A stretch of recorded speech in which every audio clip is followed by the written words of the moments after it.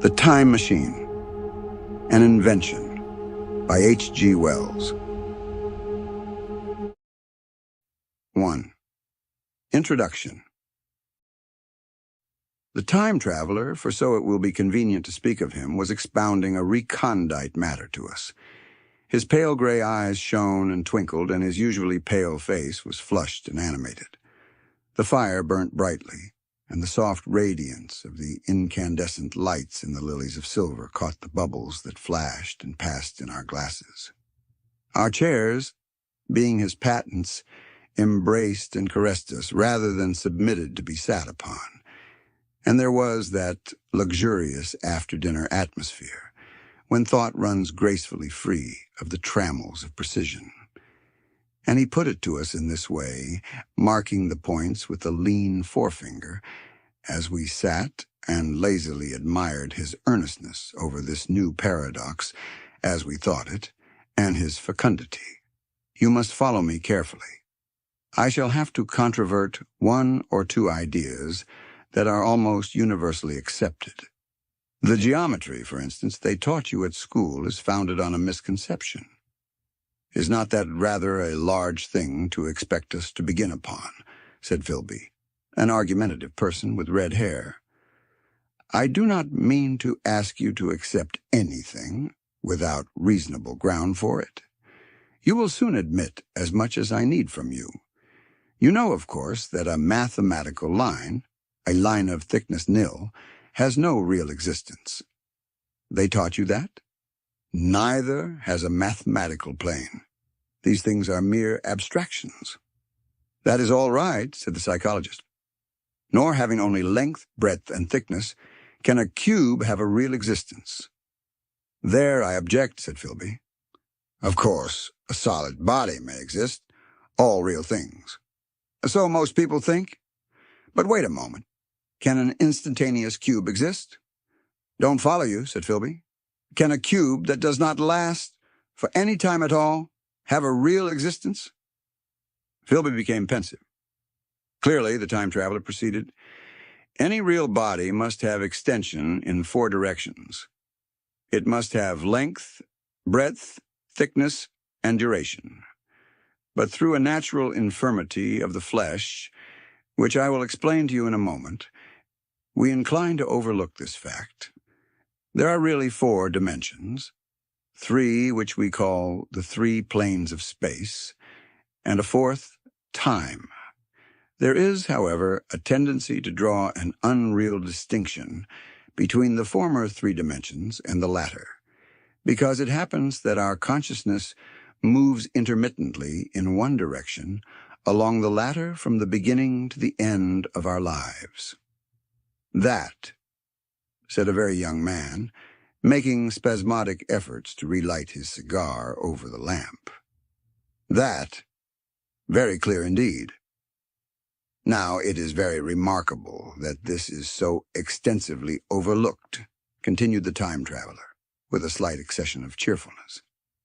Really, this is what is meant by the 4th dimension. Though some people who talk about the 4th dimension do not know they mean it, it is only another way of looking at time. There is no difference between time and any of the 3 dimensions of space, except that our consciousness moves along it. But some foolish people have got hold of the wrong side of that idea. You have all heard what they have to say about this 4th dimension. I have not, said the provincial mayor. It is simply this, that space, as our mathematicians have it, is spoken of as having 3 dimensions, which one may call length, breadth, and thickness, and is always definable by reference to 3 planes, each at right angles to the others. But some philosophical people have been asking why 3 dimensions particularly. Why not another direction at right angles to the other 3? And have even tried to construct a 4-dimensional geometry. Professor Simon Newcomb was expounding this to the New York Mathematical Society only a month or so ago.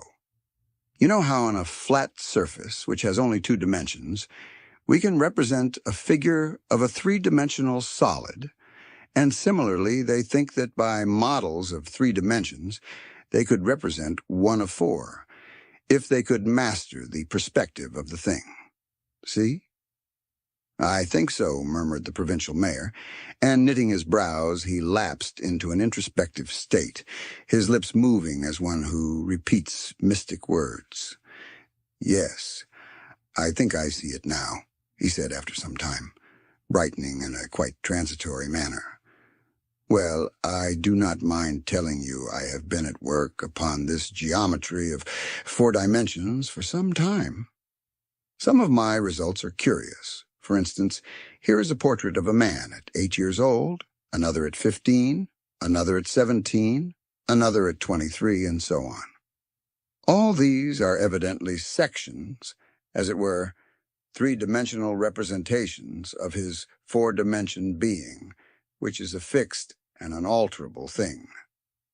Scientific people, proceeded the time traveler, after the pause required for the proper assimilation of this, know very well that time is only a kind of space. Here is a popular scientific diagram, a weather record. This line I trace with my finger shows the movement of the barometer. Yesterday it was so high. Yesterday night it fell. Then this morning it rose again, and so gently upward to here. Surely the mercury did not trace this line in any of the dimensions of space generally recognized. But certainly it traced such a line, and that line, therefore, we must conclude, was along the time dimension. But, said the medical man, staring hard at a coal in the fire, if time is really only a 4th dimension of space, why is it, and why has it always been, regarded as something different? And why cannot we move in time as we move about in the other dimensions of space? The time traveler smiled.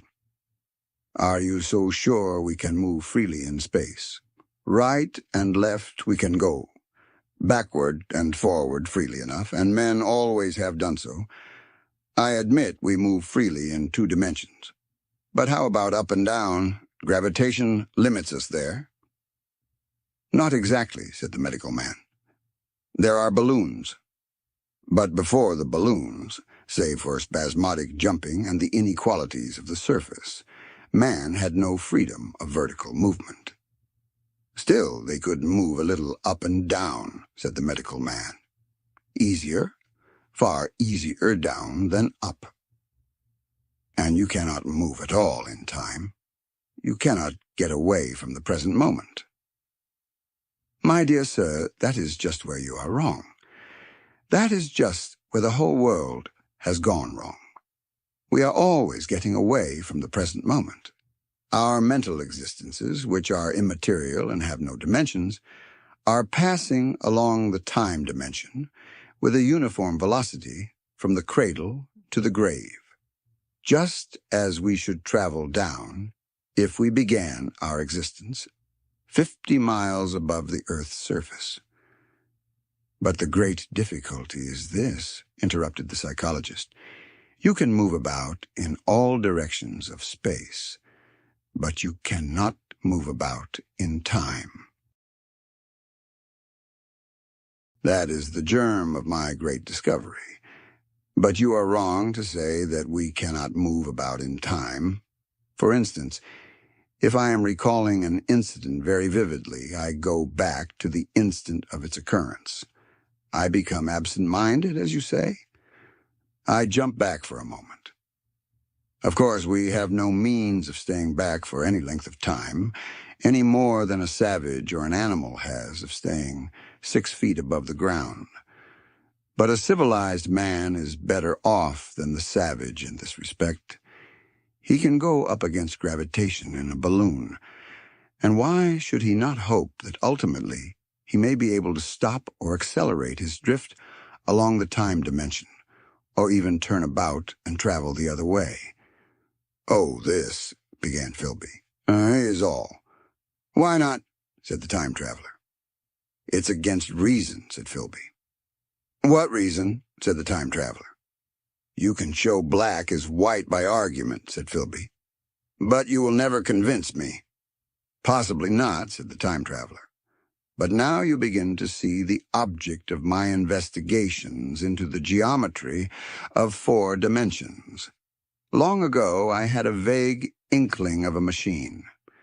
'To travel through time,' exclaimed the very young man, 'that shall travel indifferently in any direction of space and time as the driver determines.'" Philby contented himself with laughter. "But I have experimental verification," said the time traveler.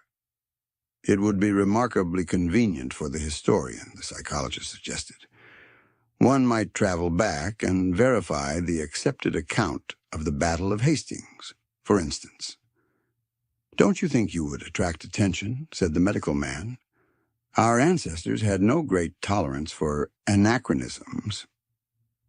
"One might get one's Greek from the very lips of Homer and Plato," the very young man thought, "in which case they would certainly plow you for the little go. The German scholars have improved Greek so much." "Then there is the future," said the very young man. "Just think. One might invest all one's money, leave it to accumulate at interest, and hurry on ahead." "To discover a society," said I, "erected on a strictly communistic basis." "Of all the wild, extravagant theories," began the psychologist. "Yes, so it seemed to me, and so I never talked of it until—" "Experimental verification," cried I. "You are going to verify that?" "The experiment," cried Philby, who was getting brain-weary. "Let's see your experiment anyhow," said the psychologist. "Though it's all humbug, you know." The time traveler smiled round at us. Then, still smiling faintly, and with his hands deep in his trousers pockets, he walked slowly out of the room, and we heard his slippers shuffling down the long passage to his laboratory. The psychologist looked at us.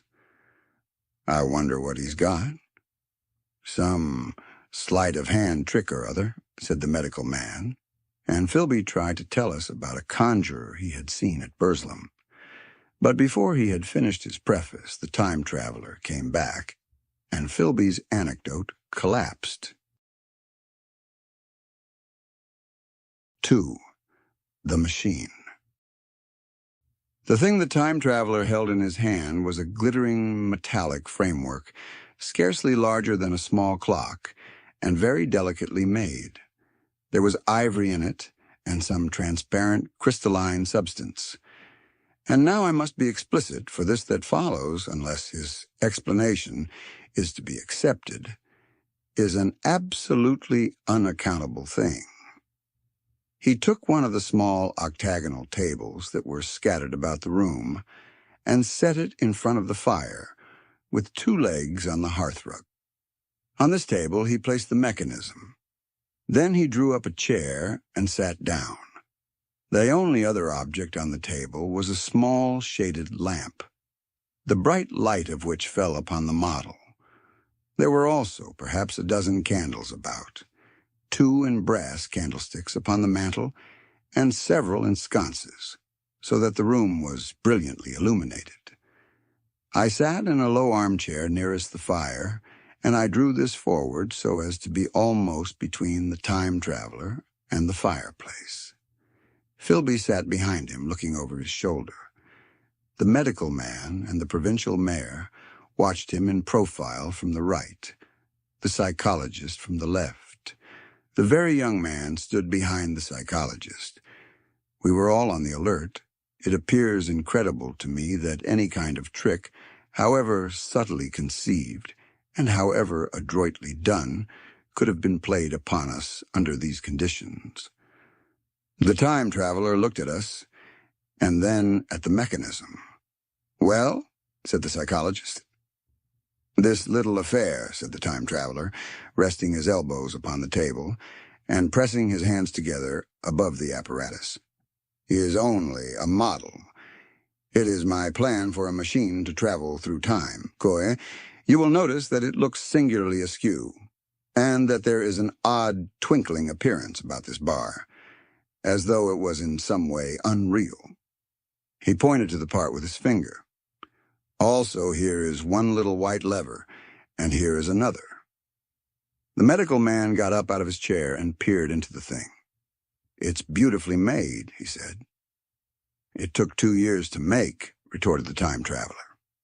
Then, when we had all imitated the action of the medical man, he said, Now I want you clearly to understand that this lever, being pressed over, sends the machine gliding into the future, and this other reverses the motion. This saddle represents the seat of a time traveler. Presently, I am going to press the lever, and off the machine will go. It will vanish, pass into future time, and disappear. Have a good look at the thing. Look at the table, too, and satisfy yourselves there is no trickery. I don't want to waste this model and then be told I'm a quack. There was a minute's pause, perhaps. The psychologist seemed about to speak to me, but changed his mind. Then the time traveler put forth his finger towards the lever.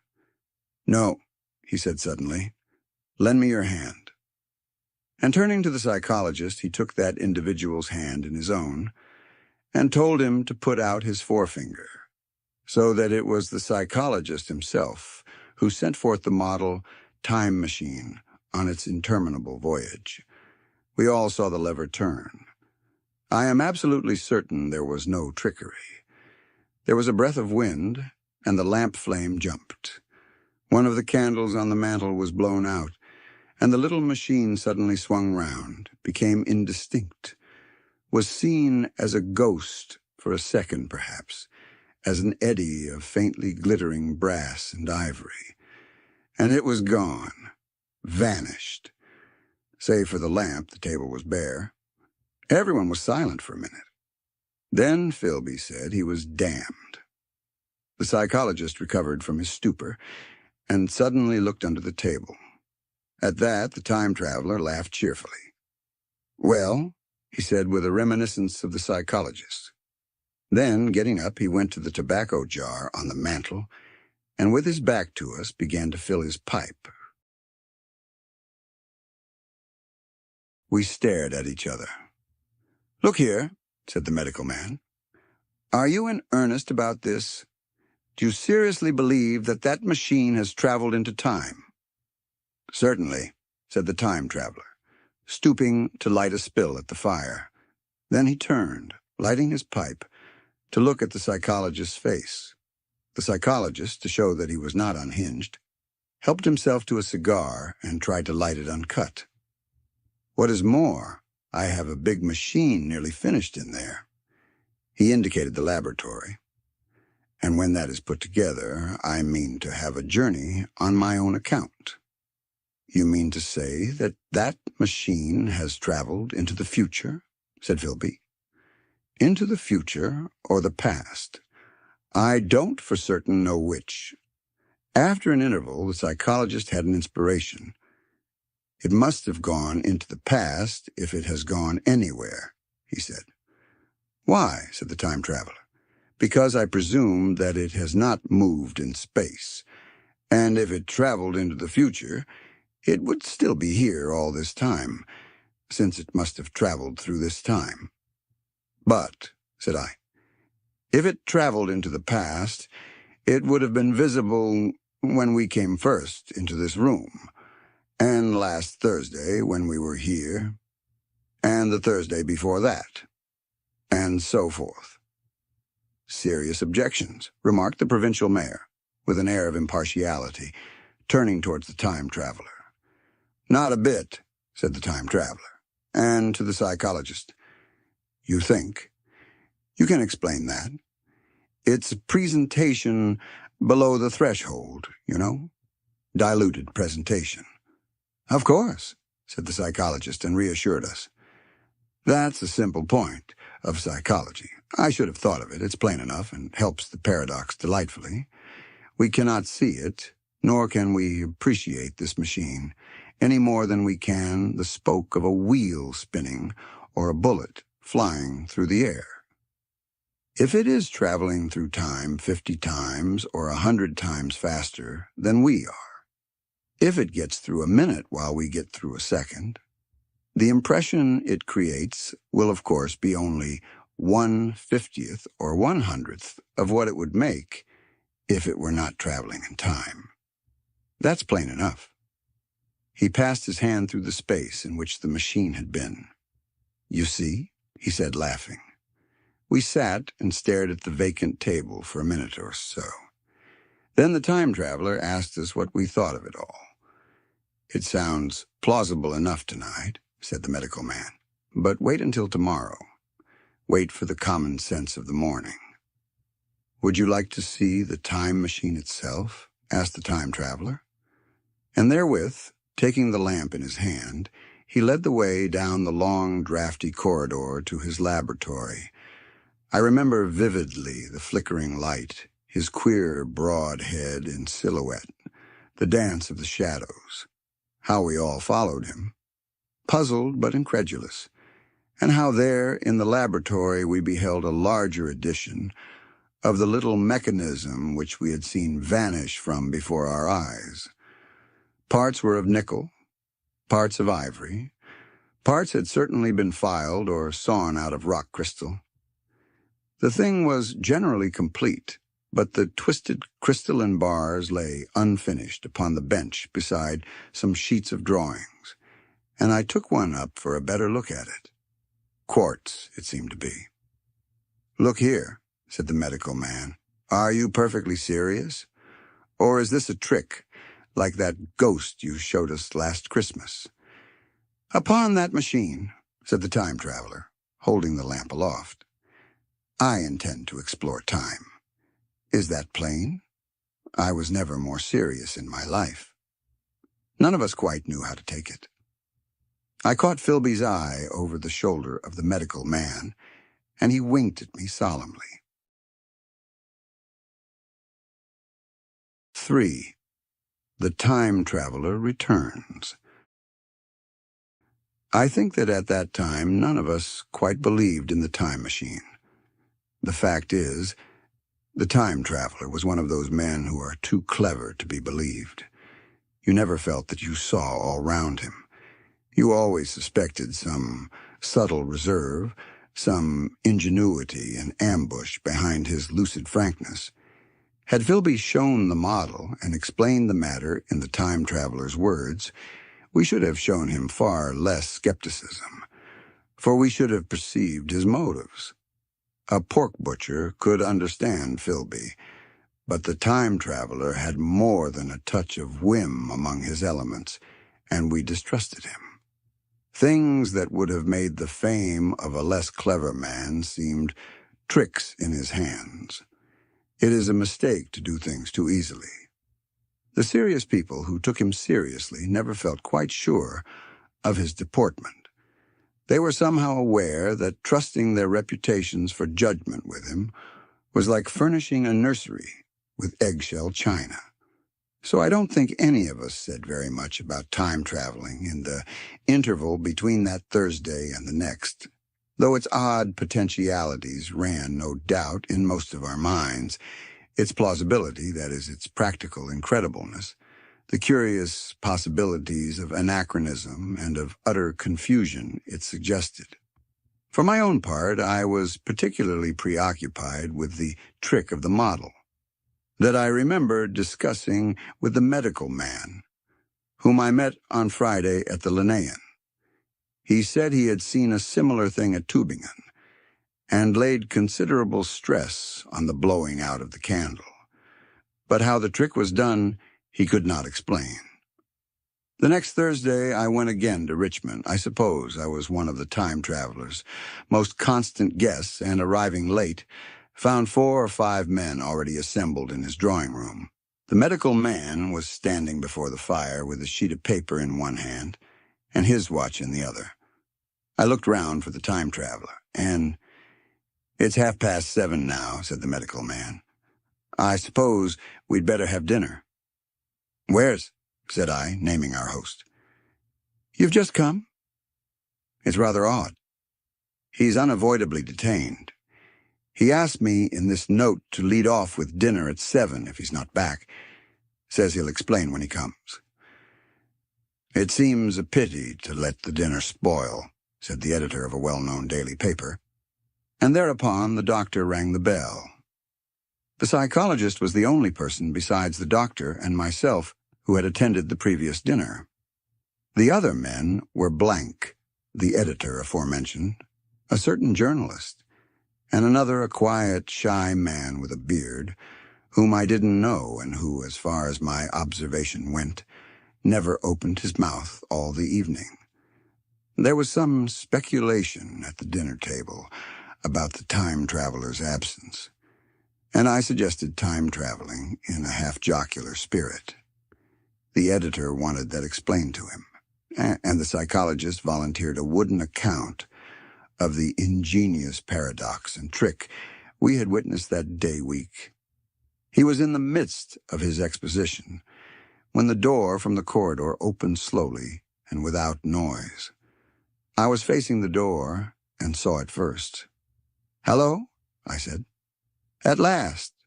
And the door opened wider, and the time traveler stood before us. I gave a cry of surprise. "Good heavens! Man, what's the matter?" cried the medical man who saw him next. And the whole tableful turned towards the door. He was in an amazing plight. His coat was dusty and dirty and smeared with green down the sleeves. His hair disordered, and as it seemed to me grayer either with dust and dirt or because its color had actually faded. His face was ghastly pale. His chin had a brown cut on it, a cut half-healed. His expression was haggard and drawn, as by intense suffering. For a moment he hesitated in the doorway, as if he had been dazzled by the light. Then he came into the room. He walked with just such a limp as I have seen in footsore tramps.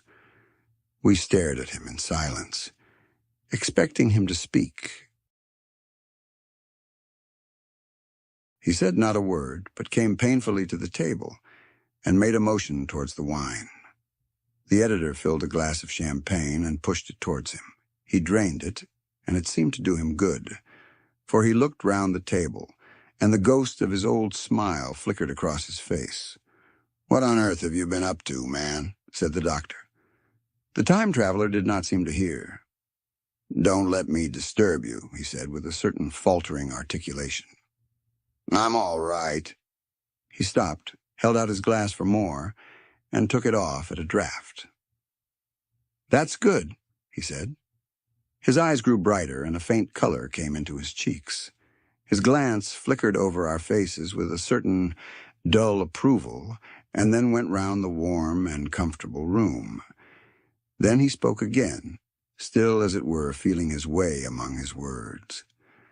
"I'm going to wash and dress, and then I'll come down and explain things. Save me some of that mutton. I'm starving for a bit of meat." He looked across at the editor, who was a rare visitor, and hoped he was all right. The editor began a question. "Tell you presently," said the time traveler. "I'm funny. Be all right in a minute." He put down his glass and walked towards the staircase door. Again I remarked his lameness and the soft padding sound of his footfall, and standing up in my place I saw his feet as he went out.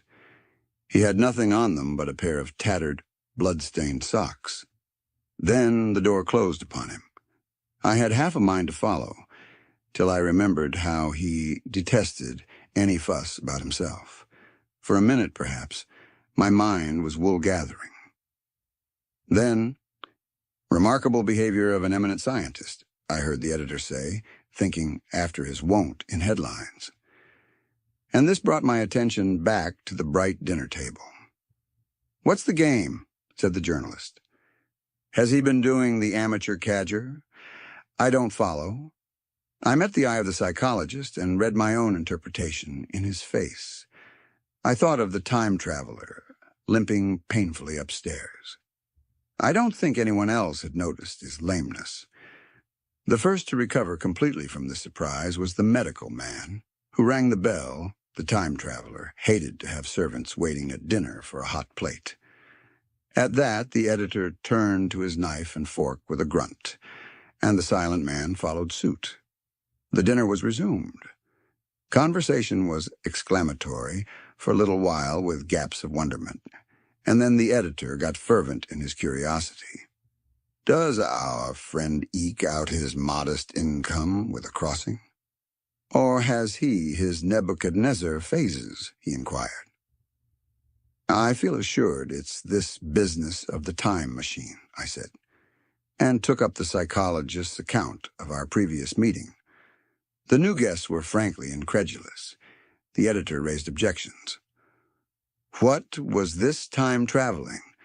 A man couldn't cover himself with dust by rolling in a paradox, could he? And then, as the idea came home to him, he resorted to caricature. Hadn't they any clothes brushes in the future? The journalist, too, would not believe at any price, and joined the editor in the easy work of heaping ridicule on the whole thing. They were both the new kind of journalist, very joyous, irreverent young men. Our special correspondent in the day after tomorrow reports, the journalist was saying, or rather shouting, when the time traveler came back. He was dressed in ordinary evening clothes, and nothing, save his haggard look, remained of the change that had startled me. I say, said the editor hilariously, these chaps here say you have been traveling into the middle of next week. Tell us all about little Roseberry, will you? What will you take for the lot?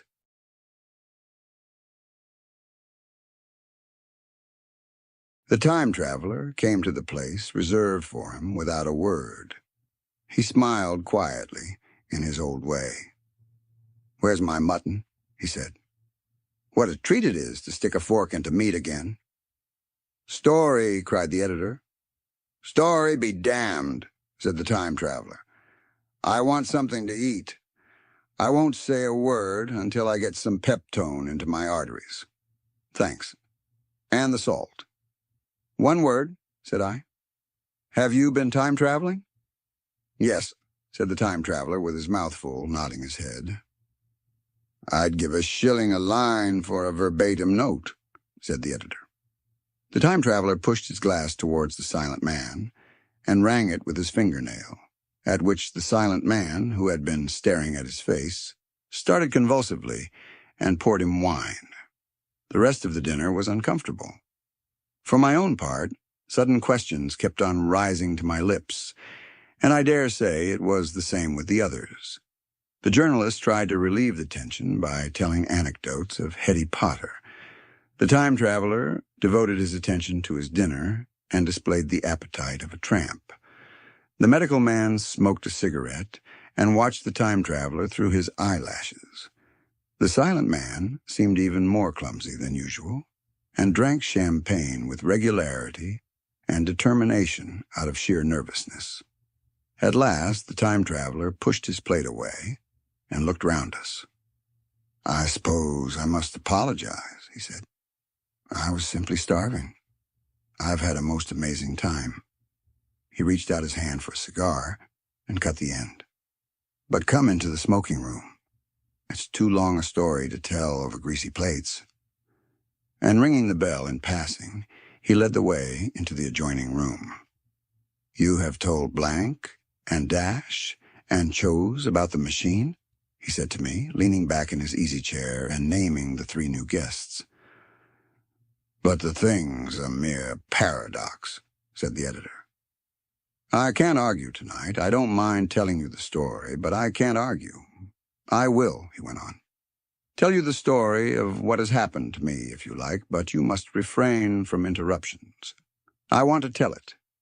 Badly. Most of it will sound like lying. So be it. It's true. Every word of it, all the same.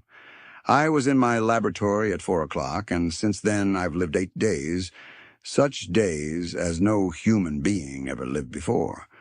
I'm nearly worn out, but I shan't sleep till I've told this thing over to you.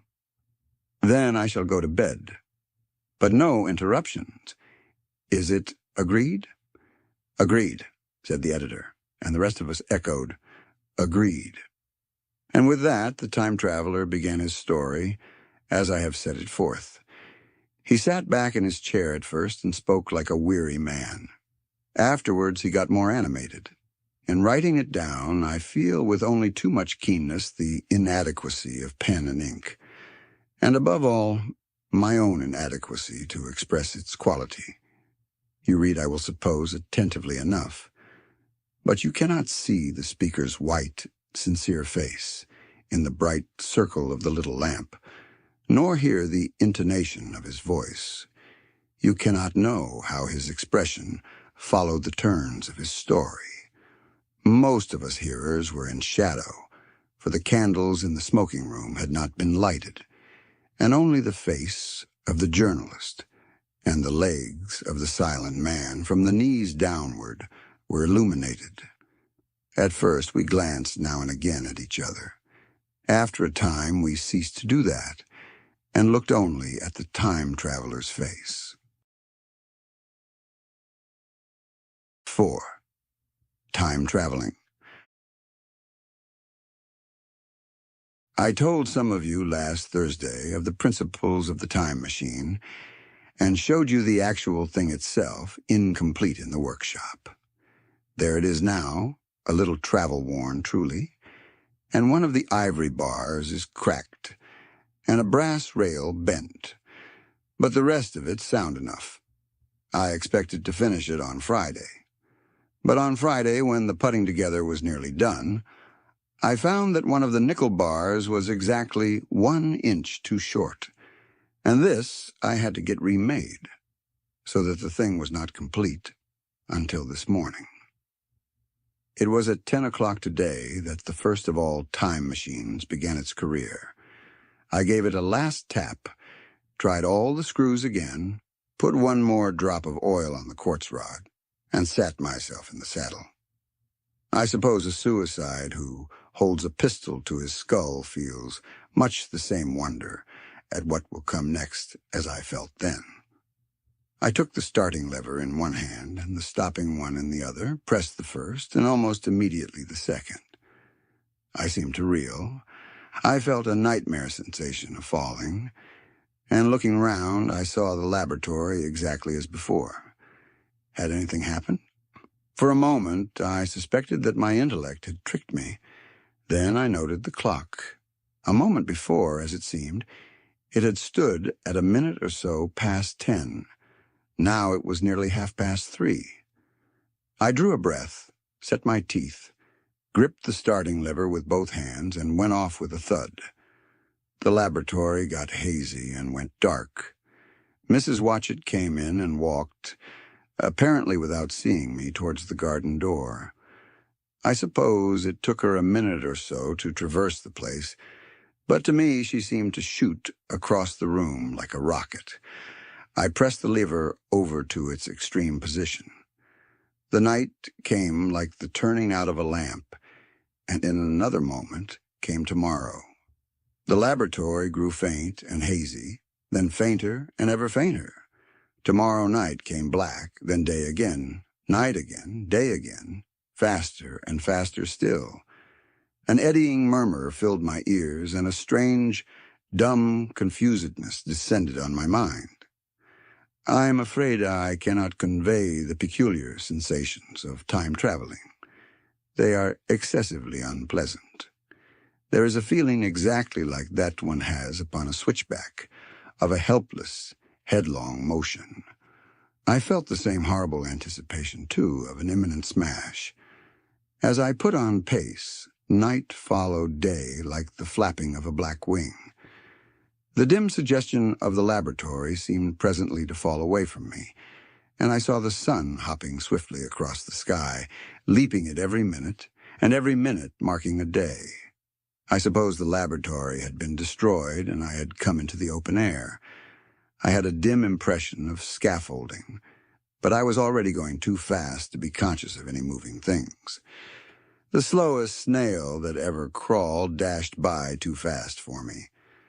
The twinkling succession of darkness and light was excessively painful to the eye. Then, in the intermittent darknesses, I saw the moon spinning swiftly through her quarters from new to full, and had a faint glimpse of the circling stars. Presently, as I went on, still gaining velocity, the palpitation of night and day merged into one continuous grayness. The sky took on a wonderful deepness of blue, a splendid, luminous color like that of early twilight. The jerking sun became a streak of fire, a brilliant arch in space, the moon a fainter fluctuating band, and I could see nothing of the stars, save now and then a brighter circle flickering in the blue. The landscape was misty and vague. I was still on the hillside upon which this house now stands, and the shoulder rose above me gray and dim. I saw trees growing and changing like puffs of vapor, now brown, now green. They grew, spread, shivered, and passed away. I saw huge buildings rise up faint and fair, and pass like dreams. The whole surface of the earth seemed changed, melting and flowing under my eyes.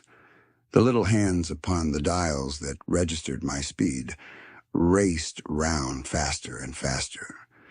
Presently I noted that the sun belt swayed up and down from solstice to solstice in a minute or less, and that consequently my pace was over a year a minute. And minute by minute the white snow flashed across the world and vanished, and was followed by the bright, brief green of spring. The unpleasant sensations of the start were less poignant now. They merged at last into a kind of hysterical exhilaration. I remarked, indeed, a clumsy swaying of the machine for which I was unable to account.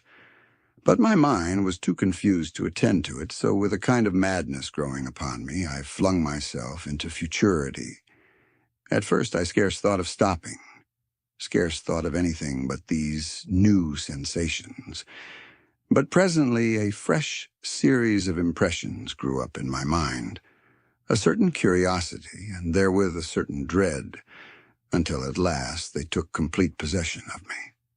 What strange developments of humanity, what wonderful advances upon our rudimentary civilization, I thought, might not appear when I came to look nearly into the dim, elusive world that raced and fluctuated before my eyes.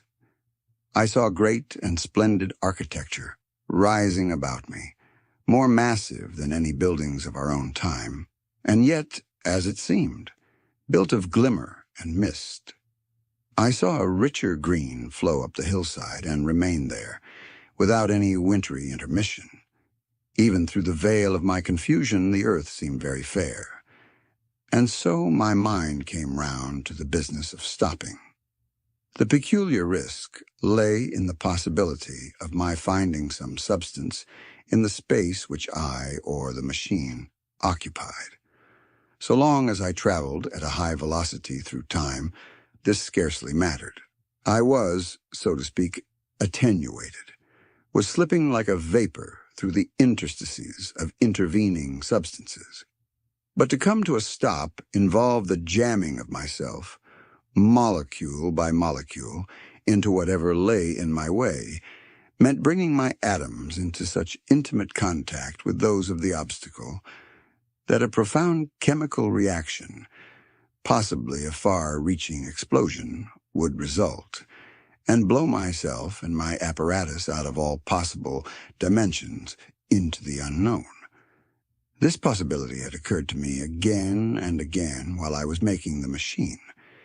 But then I had cheerfully accepted it as an unavoidable risk, one of the risks a man has got to take. Now the risk was inevitable. I no longer saw it in the same cheerful light.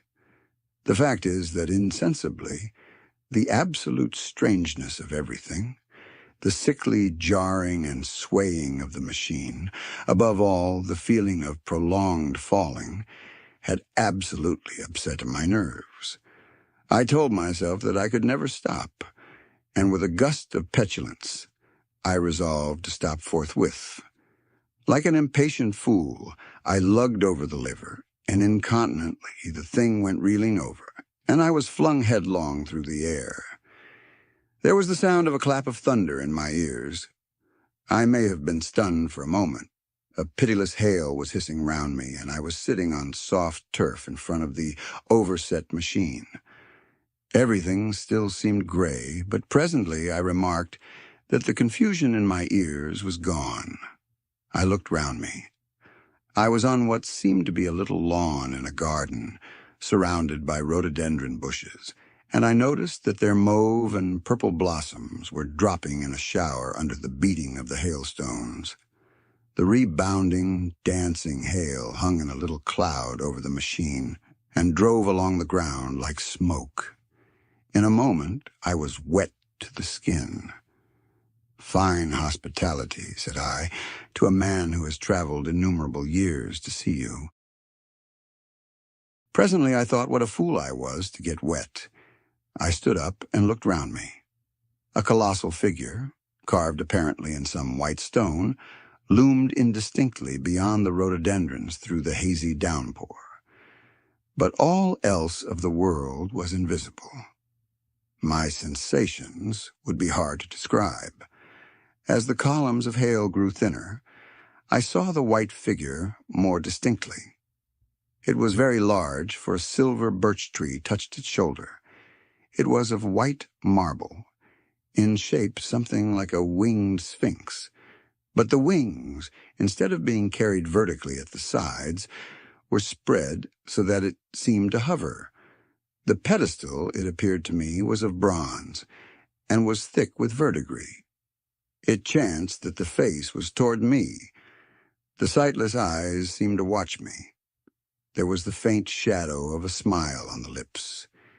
It was greatly weather-worn, and that imparted an unpleasant suggestion of disease.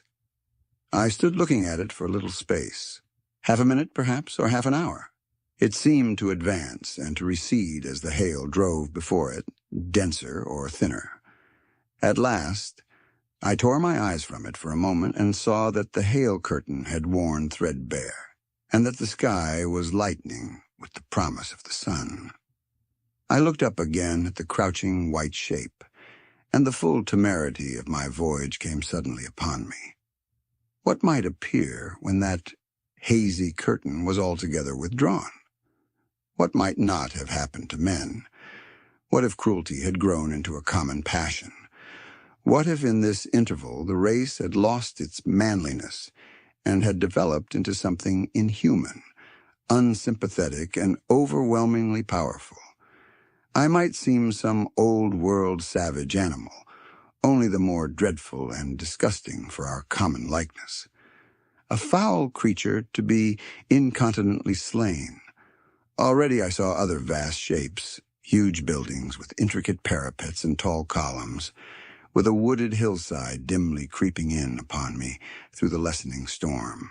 I was seized with a panic fear. I turned frantically to the time machine and strove hard to readjust it. As I did so, the shafts of the sun smote through the thunderstorm. The gray downpour was swept aside and vanished like the trailing garments of a ghost. Above me, in the intense blue of the summer sky, some faint brown shreds of cloud whirled into nothingness. The great buildings about me stood out clear and distinct, shining with the wet of the thunderstorm, and picked out in white by the unmelted hailstones piled along their courses. I felt naked in a strange world. I felt as perhaps a bird may feel in the clear air, knowing the hawk wings above and will swoop. My fear grew to frenzy. I took a breathing space, set my teeth, and again grappled fiercely, wrist and knee, with the machine. It gave under my desperate onset and turned over. It struck my chin violently. One hand on the saddle, the other on the lever, I stood panting heavily in an attitude to mount again. But with this recovery of a prompt retreat, my courage recovered. I looked more curiously and less fearfully at this world of the remote future. In a circular opening high up in the wall of the nearer house, I saw a group of figures clad in rich, soft robes. They had seen me, and their faces were directed towards me. Then I heard voices approaching me. Coming through the bushes by the white Sphinx were the heads and shoulders of men running. One of these emerged in a pathway leading straight to the little lawn upon which I stood with my machine. He was a slight creature, perhaps 4 feet high, clad in a purple tunic, girdled at the waist with a leather belt. Sandals or buskins, I could not clearly distinguish which, were on his feet. His legs were bare to the knees, and his head was bare.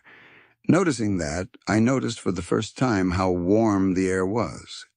He struck me as being a very beautiful and graceful creature, but indescribably frail.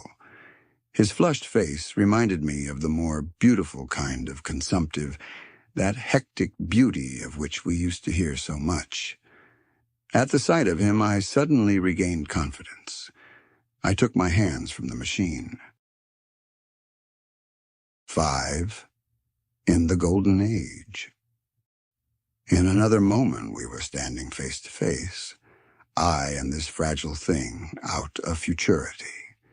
He came straight up to me and laughed into my eyes. The absence from his bearing of any sign of fear struck me at once. Then he turned to the 2 others who were following him, and spoke to them in a strange and very sweet and liquid tongue. There were others coming, and presently a little group of perhaps 8 or 10 of these exquisite creatures were about me. One of them addressed me. It came into my head, oddly enough, that my voice was too harsh and deep for them. So I shook my head, and pointing to my ears, shook it again. He came a step forward, hesitated, and then touched my hand. Then I felt other soft little tentacles upon my back and shoulders. They wanted to make sure I was real. There was nothing in this at all alarming. Indeed, there was something in these pretty little people that inspired confidence, a graceful gentleness, a certain childlike ease. And besides, they looked so frail that I could fancy myself flinging the whole dozen of them about like 9-pins. But I made a sudden motion to warn them when I saw their little pink hands feeling at the time machine. Happily then, when it was not too late, I thought of a danger I had hitherto forgotten, and reaching over the bars of the machine, I unscrewed the little levers that would set it in motion and put these in my pocket. Then I turned again to see what I could do in the way of communication. And then, looking more nearly into their features, I saw some further peculiarities in their Dresden china type of prettiness. Their hair, which was uniformly curly, came to a sharp end at the neck and cheek. There was not the faintest suggestion of it on the face, and their ears were singularly minute. The mouths were small, with bright red, rather thin lips, and the little chins ran to a point. The eyes were large and mild, and this may seem egotism on my part. I fancied even that there was a certain lack of the interest I might have expected in them. As they made no effort to communicate with me, but simply stood round me smiling and speaking in soft cooing notes to each other, I began the conversation. I pointed to the time machine and to myself. Then, hesitating for a moment how to express time, I pointed to the sun. At once a quaintly pretty little figure in checkered purple and white followed my gesture, and then astonished me by imitating the sound of thunder. For a moment I was staggered, though the import of his gesture was plain enough. The question had come into my mind abruptly. Were these creatures fools? You may hardly understand how it took me. You see, I had always anticipated that the people of the year 802,000 odd would be incredibly in front of us in knowledge, art, everything. Then one of them suddenly asked me a question that showed him to be on the intellectual level of one of our 5-year-old children, asked me, in fact, if I had come from the sun in a thunderstorm. It let loose the judgment I had suspended upon their clothes, their frail light limbs and fragile features. A flow of disappointment rushed across my mind. For a moment, I felt that I had built the time machine in vain. I nodded, pointed to the sun, and gave them such a vivid rendering of a thunderclap as startled them. They all withdrew a pace or so and bowed. Then came one laughing towards me, carrying a chain of beautiful flowers altogether new to me, and put it about my neck. The idea was received with melodious applause, and presently they were all running to and fro for flowers and laughingly flinging them upon me until I was almost smothered with blossom. You who have never seen the like can scarcely imagine what delicate and wonderful flowers countless years of culture had created. Then someone suggested that their plaything should be exhibited in the nearest building, and so I was led past the Sphinx of white marble, which had seemed to watch me all the while with a smile at my astonishment, towards a vast gray edifice of fretted stone. As I went with them, the memory of my confident anticipations of a profoundly grave and intellectual posterity came with irresistible merriment to my mind. The building had a huge entry and was altogether of colossal dimensions. I was naturally most occupied with the growing crowd of little people and with the big open portals that yawned before me, shadowy and mysterious. My general impression of the world I saw over their heads was a tangled waste of beautiful bushes and flowers, a long neglected and yet weedless garden. I saw a number of tall spikes of strange white flowers, measuring a foot perhaps across the spreads of the waxen petals. They grew scattered as if wild among the variegated shrubs, but, as I say, I did not examine them closely at this time. The time machine was left deserted on the turf among the rhododendrons. The arch of the doorway was richly carved, but naturally I did not observe the carving very narrowly, though I fancied I saw suggestions of old Phoenician decorations as I passed through, and it struck me that they were very badly broken and weather-worn. Several more brightly clad people met me in the doorway, and so we entered, I dressed in dingy 19th-century garments, looking grotesque enough, garlanded with flowers, and surrounded by an eddying mass of bright, soft-colored robes and shining white limbs, in a melodious whirl of laughter and laughing speech. The big doorway opened into a proportionately great hall hung with brown. The roof was in shadow, and the windows, partially glazed with colored glass and partially unglazed, admitted a tempered light.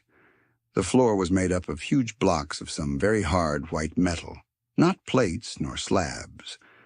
Blocks, and it was so much worn, as I judged by the going to and fro of past generations, as to be deeply channeled along the more frequented ways. Transverse to the length were innumerable tables made of slabs of polished stone, raised perhaps a foot from the floor, and upon these were heaps of fruits. Some I recognized as a kind of hypertrophied raspberry and orange, but for the most part they were strange. Between the tables was scattered a great number of cushions. Upon these my conductors seated themselves, signing for me to do likewise. With a pretty absence of ceremony, they began to eat the fruit with their hands, flinging peel and stalks and so forth into the round openings in the sides of the tables. I was not loath to follow their example, for I felt thirsty and hungry. As I did so, I surveyed the hall at my leisure, and perhaps the thing that struck me most was its dilapidated look. The stained-glass windows, which displayed only a geometrical pattern, were broken in many places, and the curtains that hung across the lower end were thick with dust. And it caught my eye that the corner of the marble table near me was fractured. Nevertheless, the general effect was extremely rich and picturesque. There were perhaps a couple of hundred people dining in the hall, and most of them, seated as near to me as they could come, were watching me with interest, their little eyes shining over the fruit they were eating. All were clad in the same soft and yet strong, silky material. Fruit, by the by, was all their diet. These people of the remote future were strict vegetarians, and while I was with them in spite of some carnal cravings, I had to be frugivorous also. Indeed, I found afterwards that horses, cattle, sheep, dogs had followed the ichthyosaurus into extinction. But the fruits were very delightful, one in particular that seemed to be in season all the time I was there. A flowery thing in a three-sided husk was especially good, and I made it my staple. At first I was puzzled by all these strange fruits, and by the strange flowers I saw, but later I began to perceive their import. However, I am telling you of my fruit dinner in the distant future now. So soon as my appetite was a little checked, I determined to make a resolute attempt to learn the speech of these new men of mine. Clearly, that was the next thing to do. The fruits seemed a convenient thing to begin upon, and holding one of these up, I began a series of interrogative sounds and gestures. I had some considerable difficulty in conveying my meaning. At first, my efforts met with a stare of surprise or inextinguishable laughter, but presently a fair-haired little creature seemed to grasp my intention and repeated a name. They had to chatter and explain the business at great length to each other, and my first attempts to make the exquisite little sounds of their language caused an immense amount of genuine, if uncivil, amusement. However, I felt like a schoolmaster amidst children and persisted, and presently I had a score of noun substantives, at least at my command, and then I got to demonstrative pronouns and even the verb to eat. But it was slow work, and the little people soon tired and wanted to get away from my interrogations, so I determined, rather of necessity, to let them give their lessons in little doses when they felt inclined. And very little doses I found they were before long, for I never met people more indolent or more easily fatigued. 6. The sunset of mankind. A queer thing I soon discovered about my little hosts, and that was their lack of interest. They would come to me with eager cries of astonishment, like children. But, like children, they would soon stop examining me and wander away after some other toy.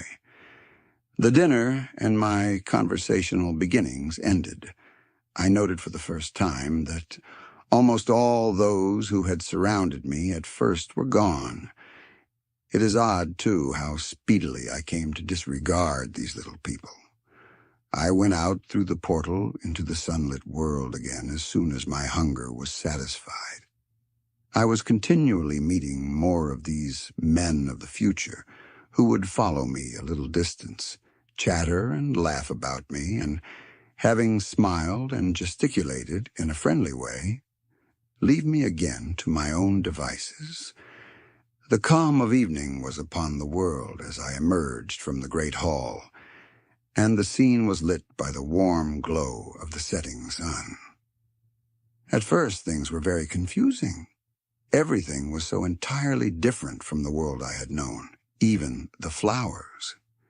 The big building I had left was situated on the slope of a broad river valley, but the Thames had shifted perhaps a mile from its present position.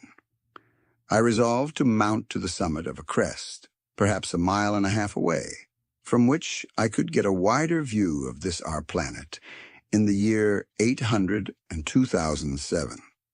101 A.D. For that, I should explain, was the date the little dials of my machine recorded. As I walked, I was watching for every impression that could possibly help to explain the condition of ruinous splendor in which I found the world, for ruinous it was. A little way up the hill, for instance, was a great heap of granite, bound together by masses of aluminum, a vast labyrinth of precipitous walls and crumpled heaps, amidst which were thick heaps of very beautiful pagoda-like plants, nettles possibly, but wonderfully tinted with brown about the leaves and incapable of stinging. It was evidently the derelict remains of some vast structure, to what end built I could not determine. It was here that I was destined, at a later date, to have a very strange experience, the first intimation of a still stranger discovery. But of that I will speak in its proper place. Looking round, with a sudden thought, from a terrace on which I rested for a while, I realized that there were no small houses to be seen. Apparently, the single house, and possibly even the household, had vanished. Here and there among the greenery were palace-like buildings, but the house and the cottage, which form such characteristic features of our own English landscape, had disappeared. Communism, said I to myself. And on the heels of that came another thought. I looked at the half-dozen little figures that were following me. Then, in a flash, I perceived that all had the same form of costume, the same soft, hairless visage, and the same girlish rotundity of limb. It may seem strange, perhaps, that I had not noticed this before, but everything was so strange. Now I saw the fact plainly enough. In costume, and in all the differences of texture and bearing that now mark off the sexes from each other, these people of the future were alike, and the children seemed to my eyes to be but the miniatures of their parents. I judged then that the children of that time were extremely precocious, physically at least, and I found afterwards abundant verification of my opinion. Seeing the ease and security in which these people were living, I felt that this close resemblance of the sexes was after all what one would expect.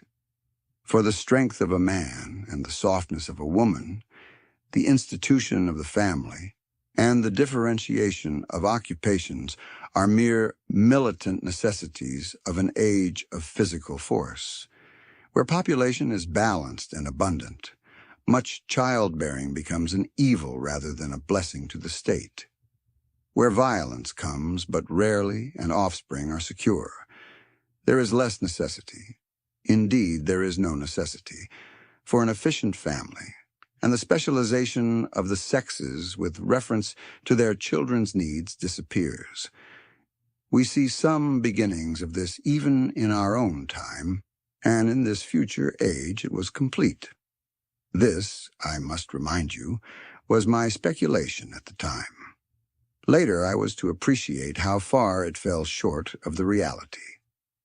While I was musing upon these things, my attention was attracted by a pretty little structure, like a well under a cupola. I thought in a transitory way of the oddness of wells still existing, and then resumed the thread of my speculations. There were no large buildings towards the top of the hill, and as my walking powers were evidently miraculous, I was presently left alone for the first time. With a strange sense of freedom and adventure, I pushed on up to the crest. There I found a seat of some yellow metal that I did not recognize, corroded in places with a kind of pinkish rust and half smothered in soft moss, the armrest cast and filed into the resemblance of griffins' heads.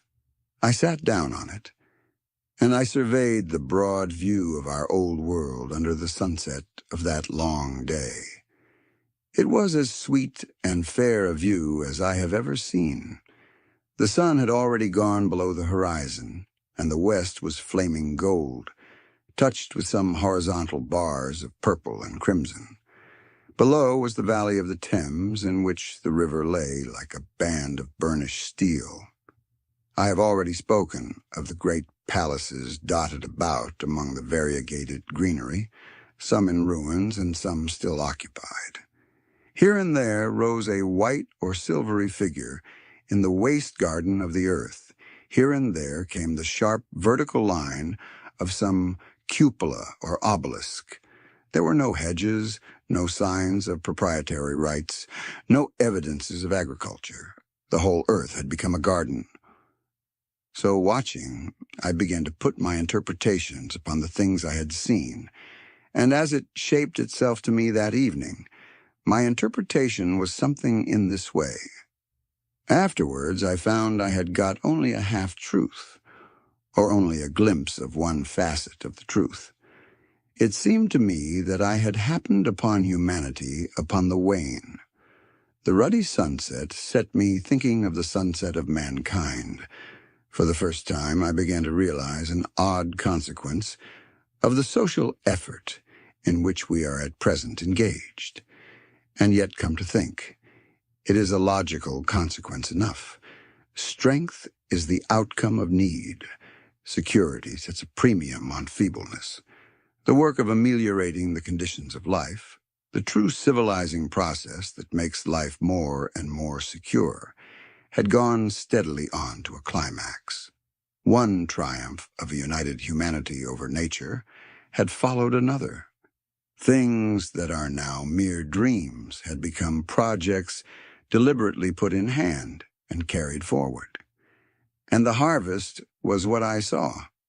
After all, the sanitation and the agriculture of today are still in the rudimentary stage.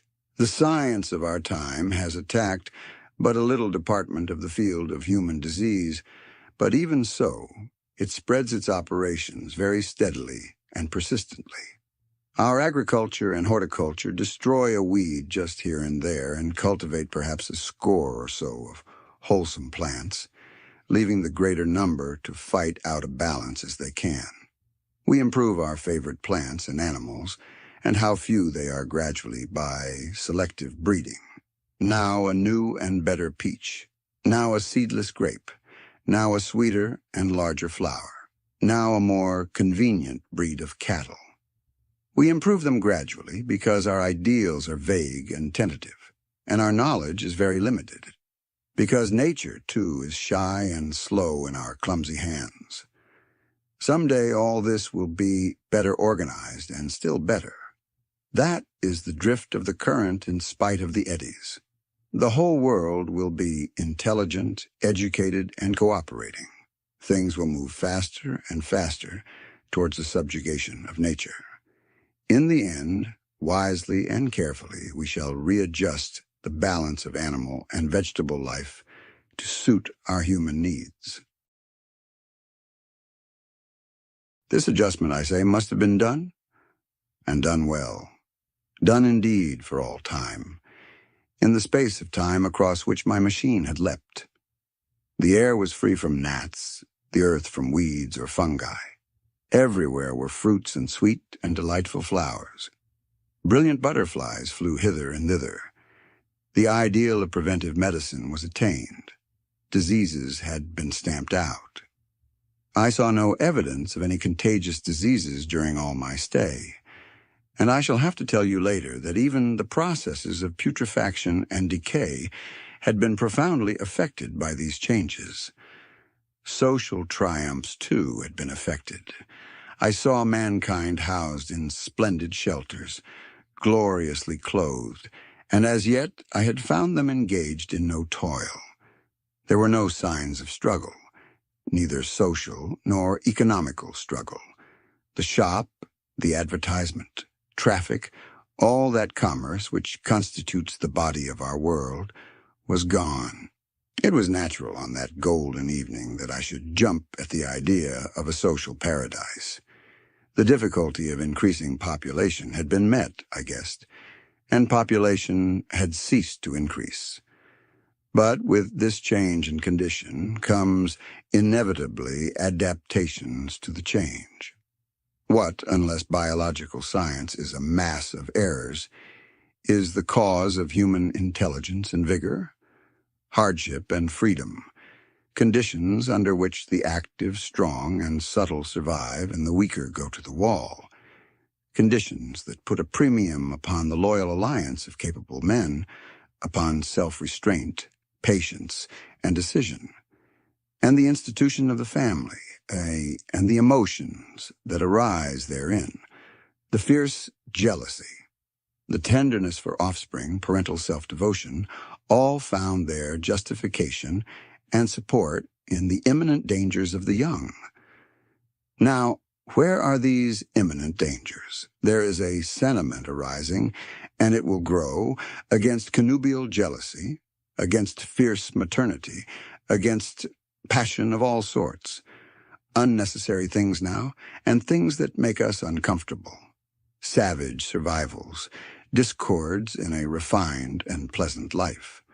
I thought of the physical slightness of the people, their lack of intelligence, and those big abundant ruins, and it strengthened my belief in a perfect conquest of nature.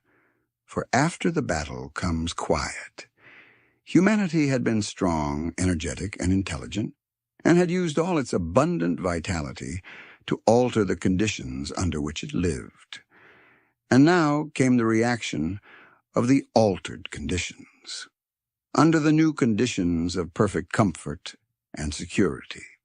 That restless energy, that with us is strength, would become weakness.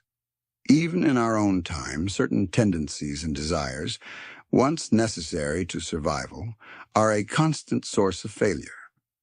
Physical courage and the love of battle, for instance, are no great help, may even be hindrances to a civilized man. And in a state of physical balance and security, power, intellectual as well as physical, would be out of place.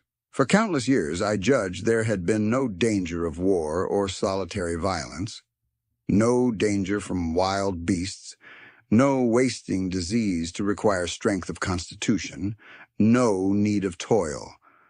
For such a life, what we should call the weak are as well equipped as the strong, are indeed no longer weak. Better equipped indeed they are, for the strong would be fretted by an energy for which there was no outlet. No doubt the exquisite beauty of the buildings I saw was the outcome of the last surgings of the now purposeless energy of mankind before it settled down into perfect harmony with the conditions under which it lived, the flourish of that triumph which began the last great peace. This has ever been the fate of energy and security. It takes to art and to eroticism, and then come languor and decay. Even this artistic impetus would at last die away, had almost died in the time I saw. To adorn themselves with flowers, to dance, to sing in the sunlight, so much was left of the artistic spirit, and no more. Even that would fade in the end into a contented inactivity. We are kept keen on the grindstone of pain and necessity, and it seemed to me that here was that hateful grindstone broken at last. As I stood there in the gathering dark, I thought that in this simple explanation I had mastered the problem of the world, mastered the whole secret of these delicious people. Possibly the checks they had devised for the increase of population had succeeded too well, and their numbers had rather diminished than kept stationary. That would account for the abandoned ruins.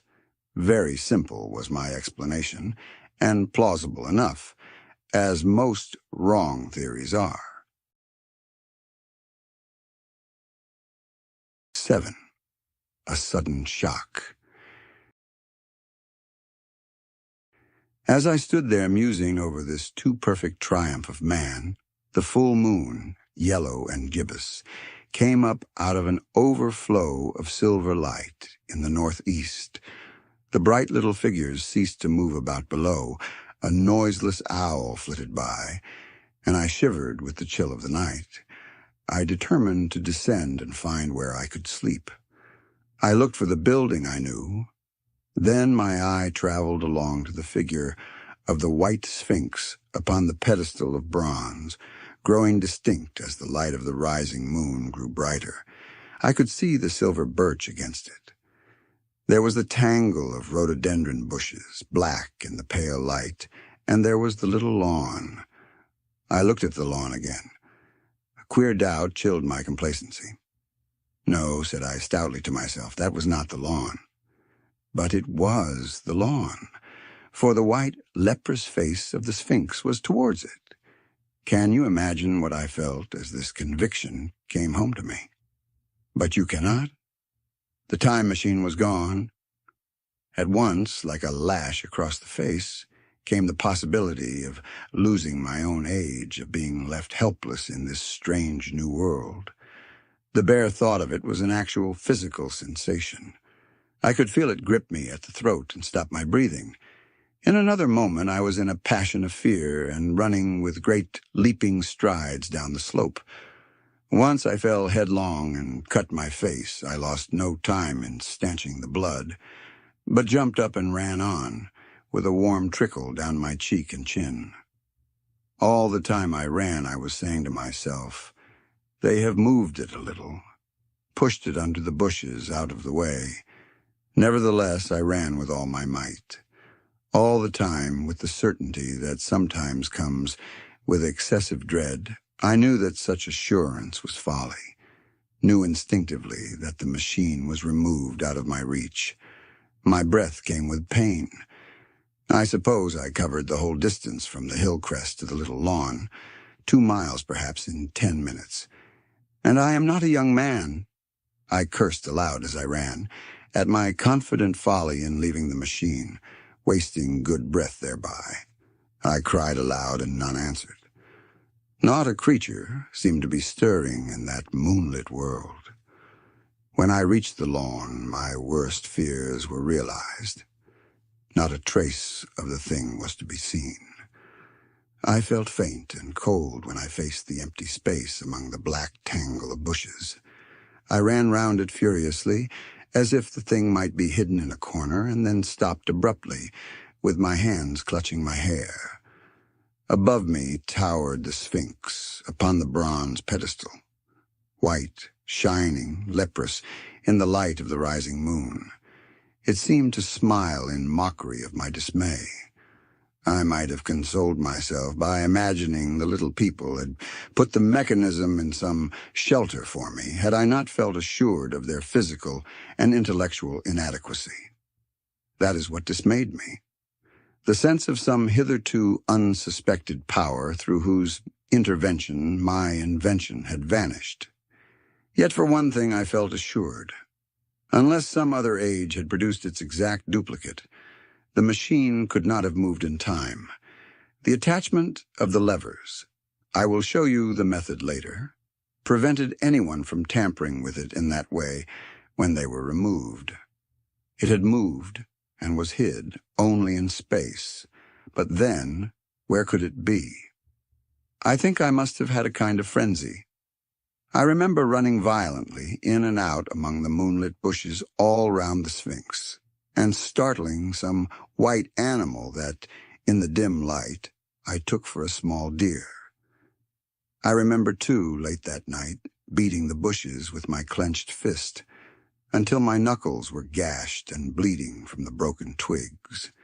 Then, sobbing and raving in my anguish of mind, I went down to the great building of stone. The big hall was dark, silent, and deserted. I slipped on the uneven floor and fell over one of the malachite tables, almost breaking my shin.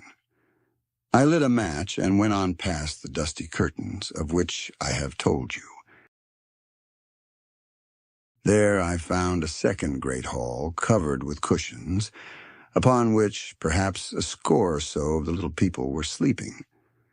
I have no doubt they found my second appearance strange enough, coming suddenly out of the quiet darkness with inarticulate noises and the splutter and flare of a match, for they had forgotten about matches. "Where is my time machine?" I began, bawling like an angry child, laying hands upon them and shaking them up together. It must have been very queer to them. Some laughed. Most of them looked sorely frightened.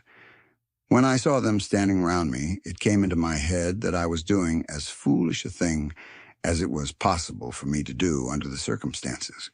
in trying to revive the sensation of fear. For, reasoning from their daylight behavior, I thought that fear must be forgotten. Abruptly, I dashed down the match, and knocking one of the people over in my course, went blundering across the big dining hall again, out under the moonlight. I heard cries of terror, and their little feet running and stumbling this way and that. I do not remember all I did as the moon crept up the sky.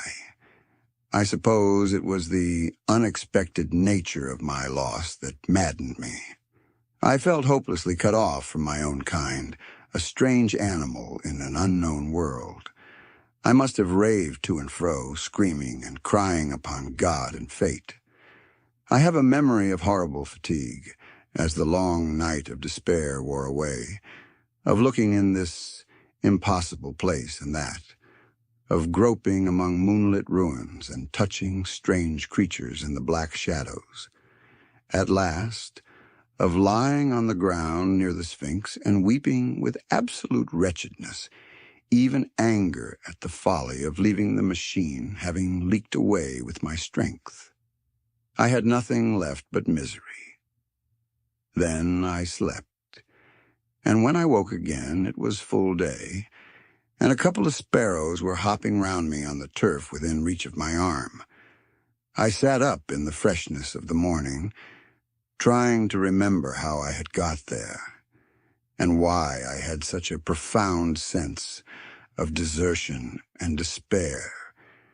Then things came clear in my mind. With the plain, reasonable daylight, I could look my circumstances fairly in the face. I saw the wild folly of my frenzy overnight, and I could reason with myself. Suppose the worst, I said. Suppose the machine altogether lost, perhaps destroyed. It behooves me to be calm and patient, to learn the way of the people, to get a clear idea of the method of my loss and the means of getting materials and tools, so that in the end, perhaps, I may make another. That would be my only hope. A poor hope, perhaps, but better than despair. And after all, it was a beautiful and curious world. But probably the machine had only been taken away. Still, I must be calm and patient, find its hiding place, and recover it by force or cunning. And with that, I scrambled to my feet and looked about me, wondering where I could bathe. I felt weary, stiff, and travel-soiled. The freshness of the morning made me desire an equal freshness. I had exhausted my emotion. Indeed, as I went about my business, I found myself wondering at my intense excitement overnight. I made a careful examination of the ground about the little lawn. I wasted some time in futile questionings, conveyed, as well as I was able, to such of the little people as came by. They all failed to understand my gestures. Some were simply stolid. Some thought it was a jest and laughed at me. I had the hardest task in the world to keep my hands off their pretty laughing faces. It was a foolish impulse, but the devil begotten of fear and blind anger was ill-curbed and still eager to take advantage of my perplexity. The turf gave better counsel. I found a groove ripped in it, about midway between the pedestal of the Sphinx and the marks of my feet where, on arrival, I had struggled with the overturned machine. There were other signs of removal about, with queer, narrow footprints like those I could imagine made by a sloth. This directed my closer attention to the pedestal. It was, as I think I have said, of bronze. It was not a mere block, but highly decorated with deep-framed panels on either side. I went and rapped at these. The pedestal was hollow. Examining the panels with care, I found them discontinuous with the frames. There were no handles or keyholes, but possibly the panels, if they were doors, as I supposed, opened from within. One thing was clear enough to my mind. It took no very great mental effort to infer that my time machine was inside that pedestal. But how it got there was a different problem. I saw the heads of two orange-clad people coming through the bushes and under some blossom-covered apple trees towards me. I turned smiling to them and beckoned them to me. They came, and then, pointing to the bronze pedestal, I tried to intimate my wish to open it. But at my first gesture towards this, they behaved very oddly. I don't know how to convey their expression to you. Suppose you were to use a grossly improper gesture to a delicate-minded woman, it is how she would look. They went off as if they had received the last possible insult. I tried a sweet-looking little chap in a white next, with exactly the same result. Somehow his manner made me feel ashamed of myself. But as you know, I wanted the time machine, and I tried him once more. As he turned off, like the others, my temper got the better of me. In 3 strides I was after him, had him by the loose part of his robe round the neck, and began dragging him towards the Sphinx. Then I saw the horror and repugnance of his face, and all of a sudden I let him go. But I was not beaten yet. I banged with my fist at the bronze panels. I thought I heard something stir inside. To be explicit, I thought I heard a sound like a chuckle, but I must have been mistaken. Then I got a big pebble from the river, and came and hammered, till I had flattened a coil in the decorations, and the verdigris came off in powdery flakes. The delicate little people must have heard me hammering in gusty outbreaks a mile away on either hand, but nothing came of it. I saw a crowd of them upon the slopes, looking furtively at me. At last, hot and tired, I sat down to watch the place. But I was too restless to watch long. I am too occidental for a long vigil. I could work at a problem for years, but to wait inactive for 24 hours, that is another matter. I got up after a time and began walking aimlessly through the bushes towards the hill again. Patience, said I to myself. If you want your machine again, you must leave that Sphinx alone. If they mean to take your machine away, it's little good your wrecking their bronze panels, and if they don't, you will get it back as soon as you can ask for it. To sit among all those unknown things before a puzzle like that is hopeless. That way lies monomania. Face this world. Learn its ways, watch it. Be careful of too hasty guesses at its meaning. In the end, you will find clues to it all. Then suddenly the humor of the situation came into my mind. The thought of the years I had spent in study and toil to get into the future age, and now my passion of anxiety to get out of it. I had made myself the most complicated and the most hopeless trap that ever a man devised. Although it was at my own expense, I could not help myself. I laughed aloud. Going through the big palace, it seemed to me that the little people avoided me. It may have been my fancy, or it may have had something to do with my hammering at the gates of bronze, yet I felt tolerably sure of the avoidance. I was careful, however, to show no concern and to abstain from any pursuit of them, and in the course of a day or two things got back to the old footing. I made what progress I could in the language, and in addition I pushed my explorations here and there. Either I missed some subtle point, or their language was excessively simple, almost exclusively composed of concrete substantives and verbs. There seemed to be few, if any, abstract terms, or little use of figurative language. Their sentences were usually simple and of 2 words, and I failed to convey or understand any but the simplest propositions. I determined to put the thought of my time machine and the mystery of the bronze doors under the Sphinx as much as possible in a corner of memory, until my growing knowledge would lead me back to them in a natural way. Yet a certain feeling, you may understand, tethered me in a circle of a few miles round the point of my arrival. 8. Explanation. So far as I could see, all the world displayed the same exuberant richness as the Thames Valley. From every hill I climbed, I saw the same abundance of splendid buildings, endlessly varied in material and style, the same clustering thickets of evergreens, the same blossom-laden trees and tree ferns. Here and there water shone like silver, and beyond the land rose into blue undulating hills, and so faded into the serenity of the sky. A peculiar feature, which presently attracted my attention, was the presence of certain circular wells, several, as it seemed to me, of a very great depth. One lay by the path up the hill which I had followed during my first walk.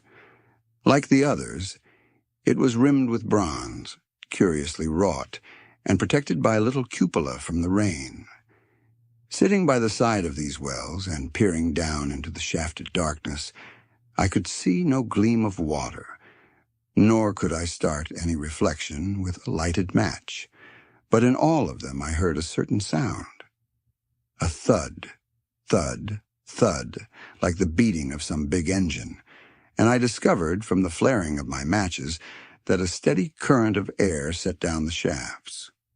Further, I threw a scrap of paper into the throat of one, and instead of fluttering slowly down, it was at once sucked swiftly out of sight. After a time, too, I came to connect these wells with tall towers standing here and there upon the slopes. For above them there was often just such a flicker in the air as one sees on a hot day above a sun-scorched beach. Putting things together, I reached a strong suggestion of an extensive system of subterranean ventilation, whose true import it was difficult to imagine. I was at first inclined to associate it with the sanitary apparatus of these people. It was an obvious conclusion, but it was absolutely wrong. And here I must admit that I learned very little of drains and bells and modes of conveyance and the like conveniences during my time in this real future. In some of these visions of utopias and coming times which I have read, there is a vast amount of detail about building and social arrangements and so forth. But while such details are easy enough to obtain when the whole world is contained in one's imagination, they are altogether inaccessible to a real traveler amid such realities as I found here. Conceive the tale of London, which a Negro fresh from Central Africa would take back to his tribe. What would he know of railway companies, of social movements, of telephone and telegraph wires, of the parcels delivery company, and postal orders and the like? Yet we, at least, should be willing enough to explain these things to him. And even of what he knew, how much could he make his untraveled friend either apprehend or believe? Then, think how narrow the gap between a Negro and a white man of our own times, and how wide the interval between myself and these of the Golden Age. I was sensible of much which was unseen and which contributed to my comfort. But save for a general impression of automatic organization, I fear I can convey very little of the difference to your mind.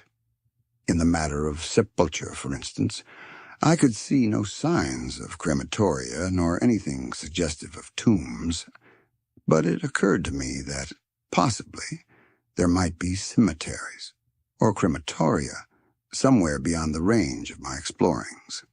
This, again, was a question I deliberately put to myself, and my curiosity was at first entirely defeated upon the point.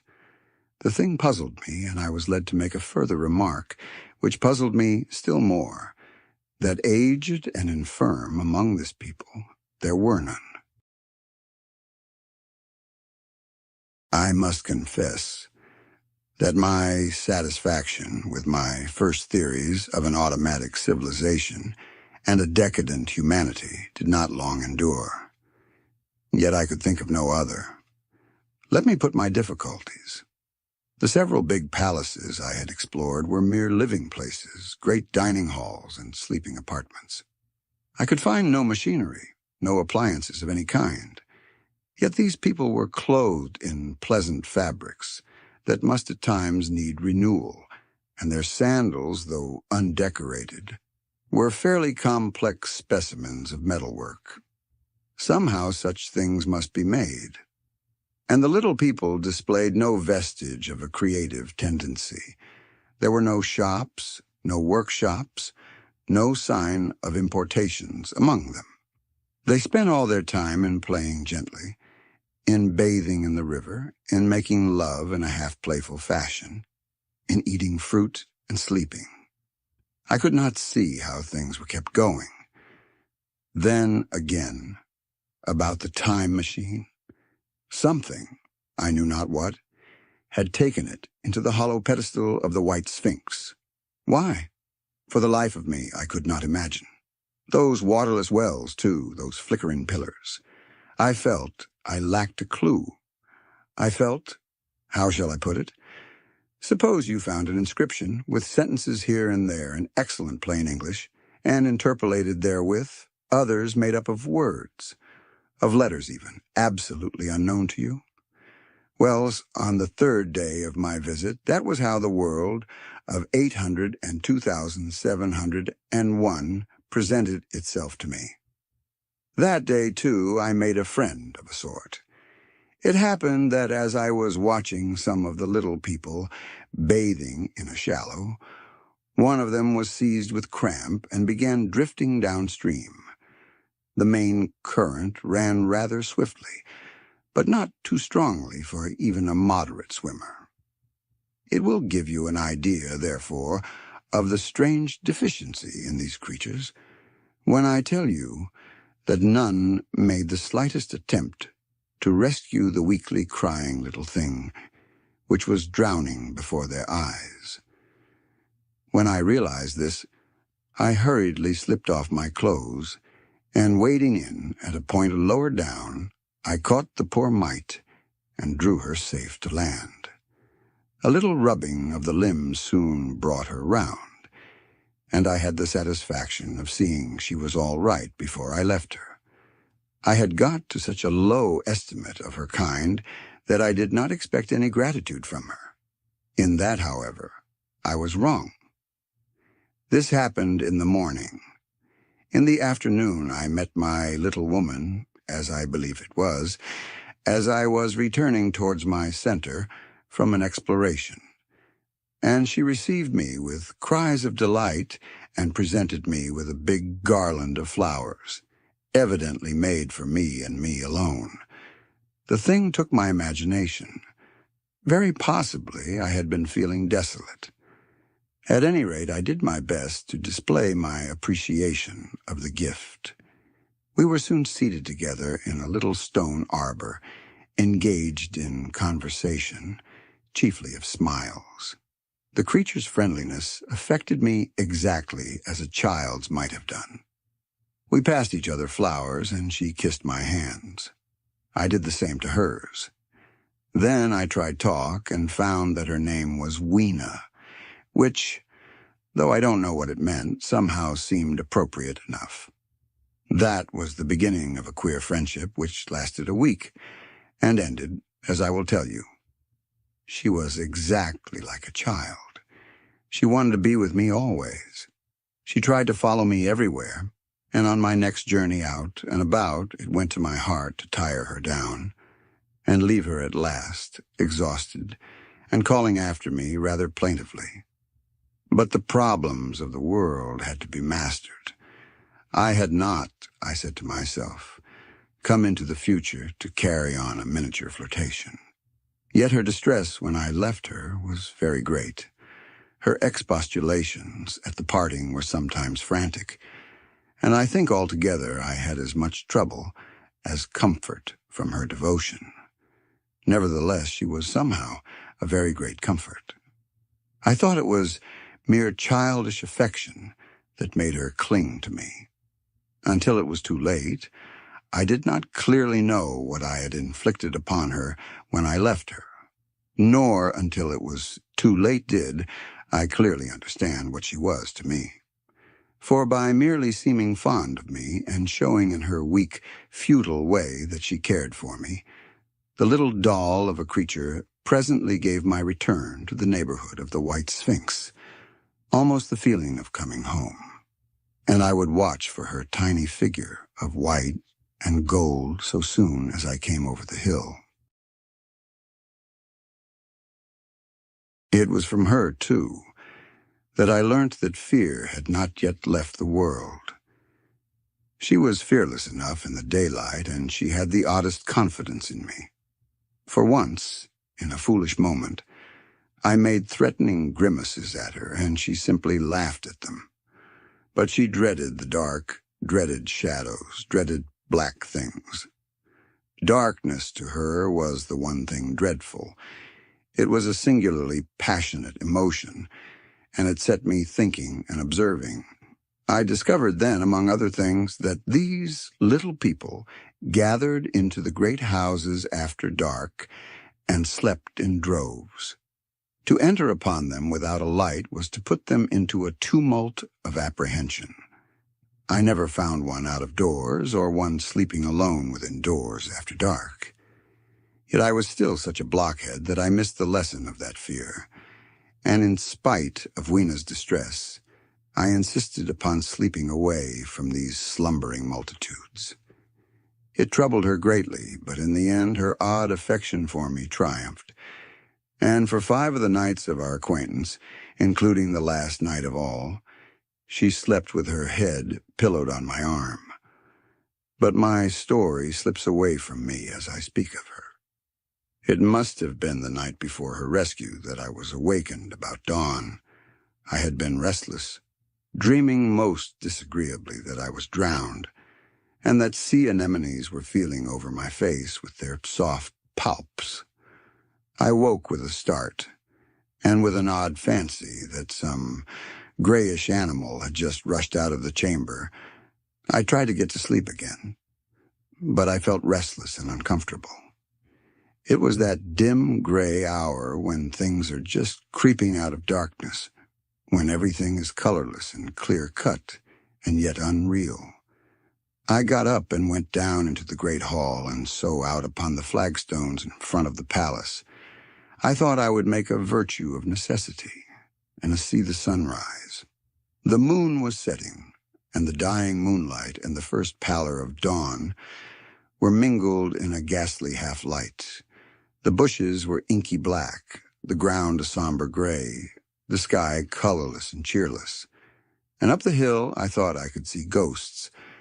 3 several times, as I scanned the slope, I saw white figures. Twice I fancied I saw a solitary white, ape-like creature running rather quickly up the hill, and once near the ruins I saw a leash of them carrying some dark body. They moved hastily. I did not see what became of them. It seemed that they vanished among the bushes. The dawn was still indistinct.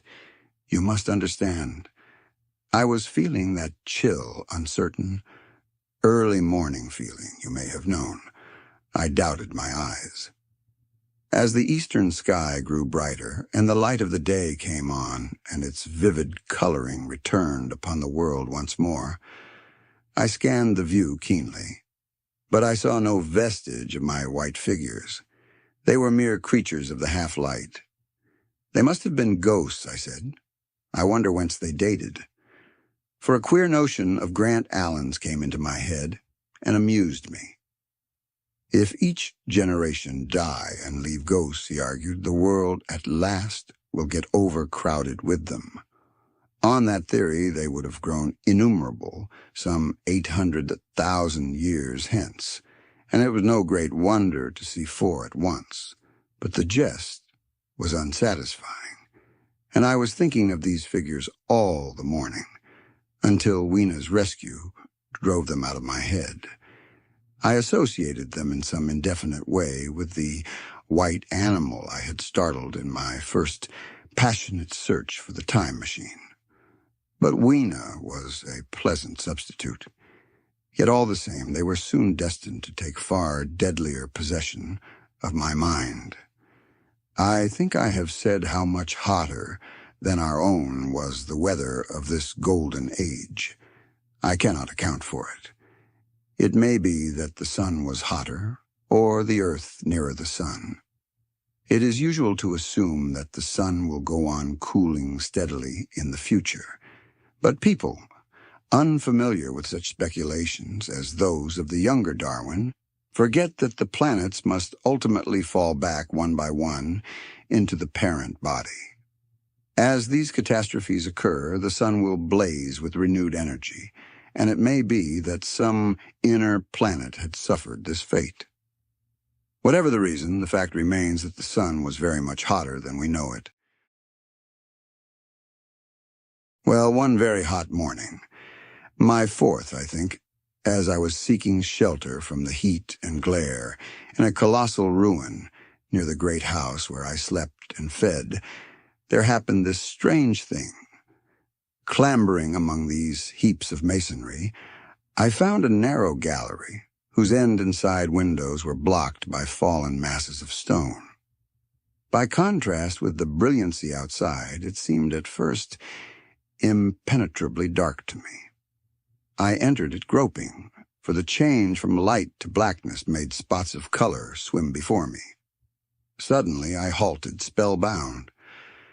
A pair of eyes, luminous by reflection against the daylight without, was watching me out of the darkness. The old, instinctive dread of wild beasts came upon me. I clenched my hands and steadfastly looked into the glaring eyeballs. I was afraid to turn. Then the thought of the absolute security in which humanity appeared to be living came to my mind, and then I remembered that strange terror of the dark. Overcoming my fear to some extent, I advanced a step and spoke. I will admit that my voice was harsh and ill-controlled. I put out my hand and touched something soft. At once the eyes darted sideways and something white ran past me. I turned with my heart in my mouth and saw a queer little ape-like figure, its head held down in a peculiar manner, running across the sunlit space behind me. It blundered against a block of granite, staggered aside, and in a moment was hidden in a black shadow beneath another pile of ruined masonry. My impression of it is, of course, imperfect. But I know it was a dull white, and had strange large grayish-red eyes. Also that there was flaxen hair on its head and down its back.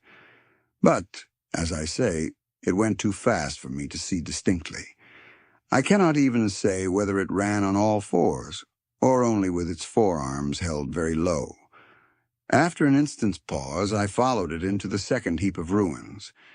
I could not find it at first, but after a time in the profound obscurity, I came upon one of those round, well-like openings of which I have told you, half closed by a fallen pillar. A sudden thought came to me. Could this thing have vanished down the shaft? I lit a match, and looking down, I saw a small, white, moving creature with large, bright eyes which regarded me steadfastly as it retreated. It made me shudder. It was so like a human spider. It was clambering down the wall, and now I saw for the first time a number of metal foot and hand rests forming a kind of ladder down the shaft. Then the light burned my fingers and fell out of my hand, going out as it dropped.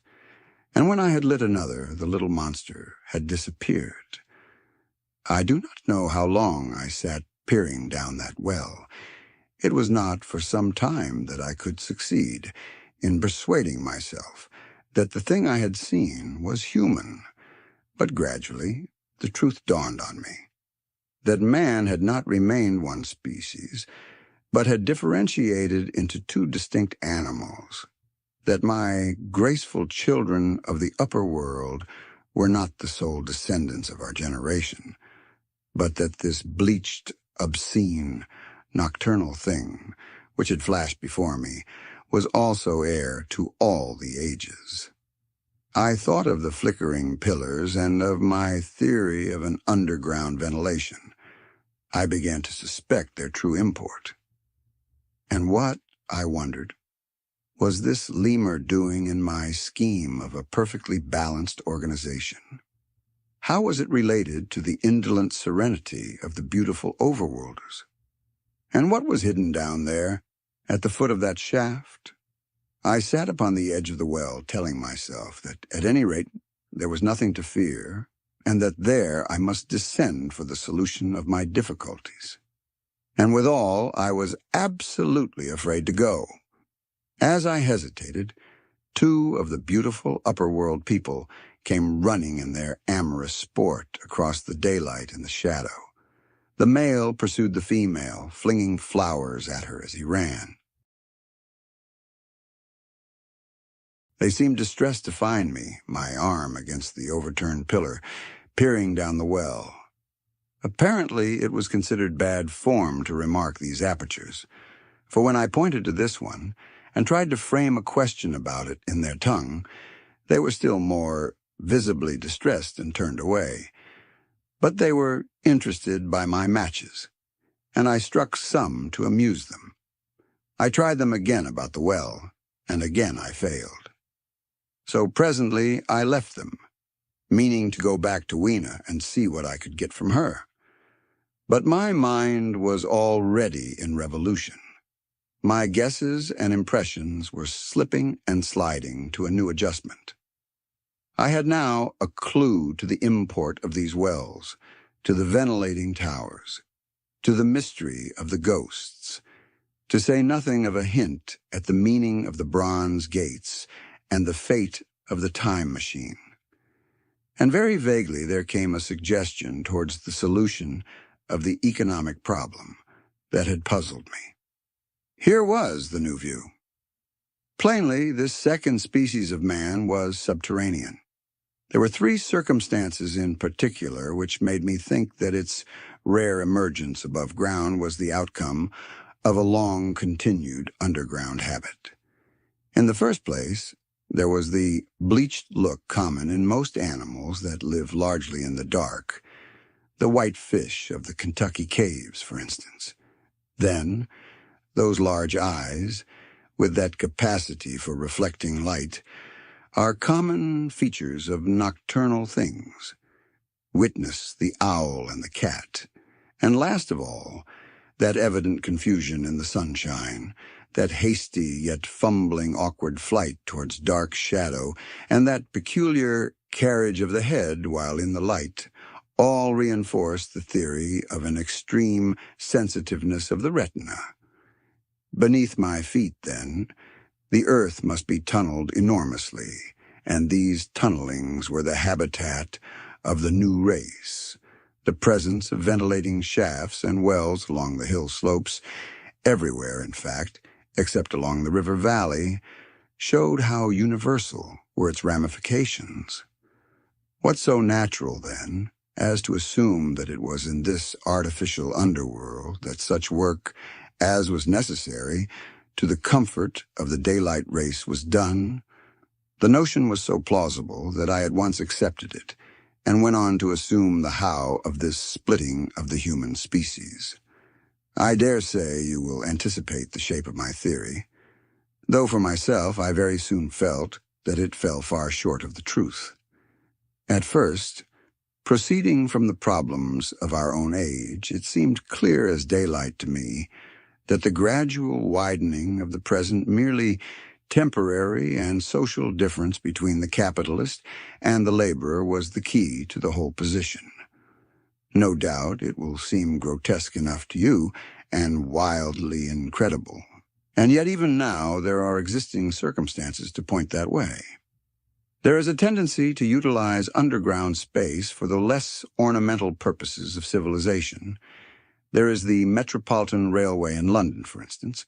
There are new electric railways, there are subways, there are underground workrooms and restaurants, and they increase and multiply. Evidently, I thought, this tendency had increased till industry had gradually lost its birthright in the sky. I mean that it had gone deeper and deeper into larger and ever larger underground factories, spending a still increasing amount of its time therein, till, in the end, even now does not an East End worker live in such artificial conditions as practically to be cut off from the natural surface of the earth? Again, the exclusive tendency of richer people, due no doubt to the increasing refinement of their education, and the widening gulf between them and the rude violence of the poor, is already leading to the closing, in their interest, of considerable portions of the surface of the land. About London, for instance, perhaps half the prettier country is shut in against intrusion. And this same widening gulf, which is due to the length and expense of the higher educational process and the increased facilities for and temptations towards refined habits on the part of the rich, will make that exchange between class and class, that promotion by intermarriage which at present retards the splitting of our species along lines of social stratification, less and less frequent. So, in the end, above ground you must have the haves, pursuing pleasure and comfort and beauty, and below ground the have-nots, the workers getting continually adapted to the conditions of their labor. Once they were there, they would no doubt have to pay rent, and not a little of it, for the ventilation of their caverns, and if they refused, they would starve or be suffocated for arrears. Such of them as were so constituted as to be miserable and rebellious would die, and in the end, the balance being permanent, the survivors would become as well adapted to the conditions of underground life, and as happy in their way as the overworld people were to theirs. As it seemed to me, the refined beauty and the etiolated pallor followed naturally enough. The great triumph of humanity I had dreamed of took a different shape in my mind. It had been no such triumph of moral education and general cooperation as I had imagined. Instead, I saw a real aristocracy, armed with a perfected science and working to a logical conclusion, the industrial system of today. Its triumph had not been simply a triumph over nature, but a triumph over nature and the fellow man. This, I must warn you, was my theory at the time. I had no convenient cicerone in the pattern of the utopian books. My explanation may be absolutely wrong. I still think it is the most plausible one. But even on this supposition, the balanced civilization that was at last attained must have long since passed its zenith, and was now far fallen into decay. The too perfect security of the overworlders had led them to a slow movement of degeneration, to a general dwindling in size, strength, and intelligence, that I could see clearly enough already. What had happened to the undergrounders I did not yet suspect, but from what I had seen of the Morlocks, that, by the by, was the name by which these creatures were called, I could imagine that the modification of the human type was even far more profound than among the Eloi, the beautiful race that I already knew. Then came troublesome doubts. Why had the Morlocks taken my time machine? For I felt sure it was they who had taken it. Why, too, if the Eloi were masters, could they not restore the machine to me? And why were they so terribly afraid of the dark? I proceeded, as I have said, to question Weena about this underworld. But here again I was disappointed. At first, she would not understand my questions, and presently she refused to answer them. She shivered as though the topic was unendurable, and when I pressed her, perhaps a little harshly, she burst into tears. They were the only tears, except my own, I ever saw in that golden age. When I saw them, I ceased abruptly to trouble about the Morlocks, and was only concerned in banishing these signs of her human inheritance from Weena's eyes. And very soon she was smiling and clapping her hands, while I solemnly burnt a match. 9. The Morlocks.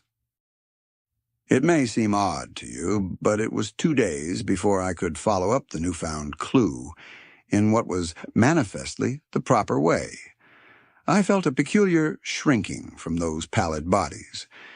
They were just the half-bleached color of the worms and things one sees preserved in spirit in a zoological museum. And they were filthily cold to the touch. Probably my shrinking was largely due to the sympathetic influence of the Eloi whose disgust of the Morlocks I now began to appreciate. The next night, I did not sleep well.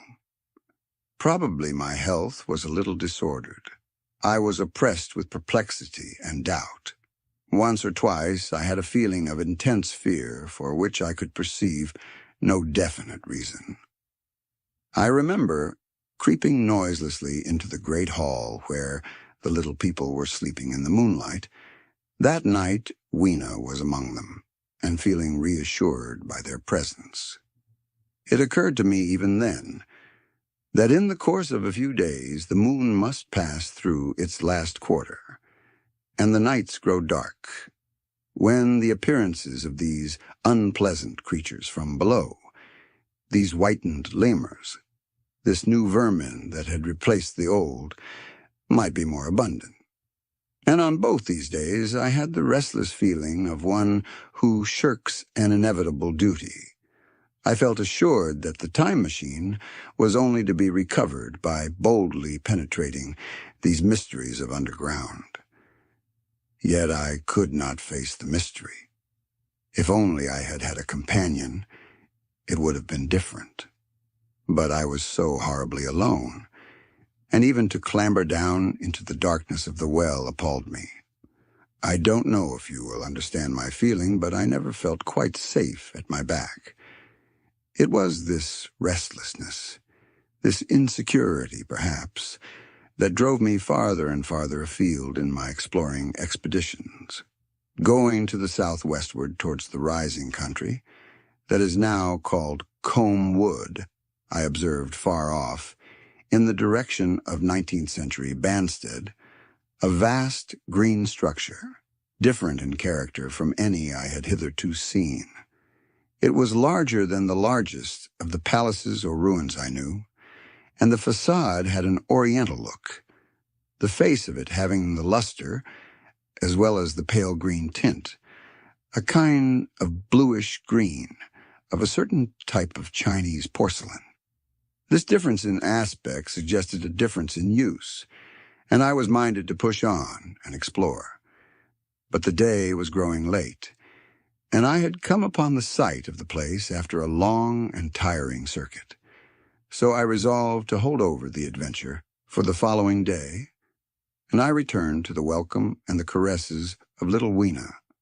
But next morning I perceived clearly enough that my curiosity regarding the palace of green porcelain was a piece of self-deception, to enable me to shirk, by another day, an experience I dreaded.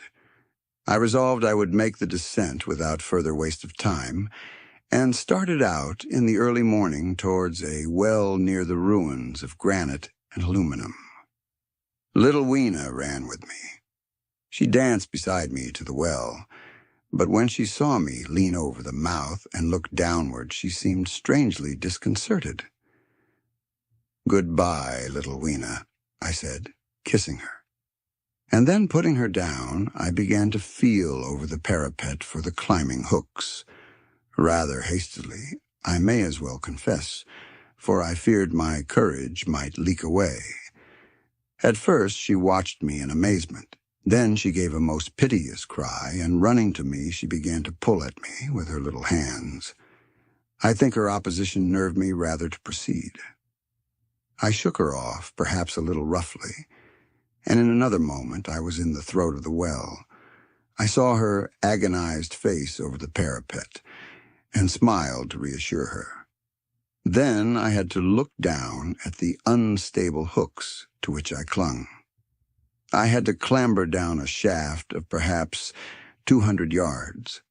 The descent was effected by means of metallic bars projecting from the sides of the well, and these being adapted to the needs of a creature much smaller and lighter than myself, I was speedily cramped and fatigued by the descent. And not simply fatigued. One of the bars bent suddenly under my weight, and almost swung me off into the blackness beneath. For a moment I hung by one hand, and after that experience I did not dare to rest again. Though my arms and back were presently acutely painful, I went on clambering down the sheer descent with as quick a motion as possible. Glancing upward, I saw the aperture, a small blue disk, in which a star was visible, while little Weena's head showed as a round, black projection. The thudding sound of a machine below grew louder and more oppressive. Everything save that little disk above was profoundly dark, and when I looked up again, Weena had disappeared. I was in an agony of discomfort. I had some thought of trying to go up the shaft again and leave the underworld alone. But even while I turned this over in my mind, I continued to descend. At last, with intense relief, I saw dimly coming up, a foot to the right of me, a slender loophole in the wall. Swinging myself in, I found it was the aperture of a narrow horizontal tunnel in which I could lie down and rest. It was not too soon. My arms ached, my back was cramped, and I was trembling with the prolonged terror of a fall. Besides this, the unbroken darkness had had a distressing effect upon my eyes. The air was full of the throb and hum of machinery pumping air down the shaft. I do not know how long I lay. I was roused by a soft hand touching my face. Starting up in the darkness, I snatched at my matches and, hastily striking one, I saw 3 stooping white creatures similar to the one I had seen above ground in the ruin, hastily retreating before the light. Living, as they did, in what appeared to me impenetrable darkness, their eyes were abnormally large and sensitive, just as are the pupils of the abysmal fishes, and they reflected the light in the same way. I have no doubt they could see me in that rayless obscurity, and they did not seem to have any fear of me apart from the light.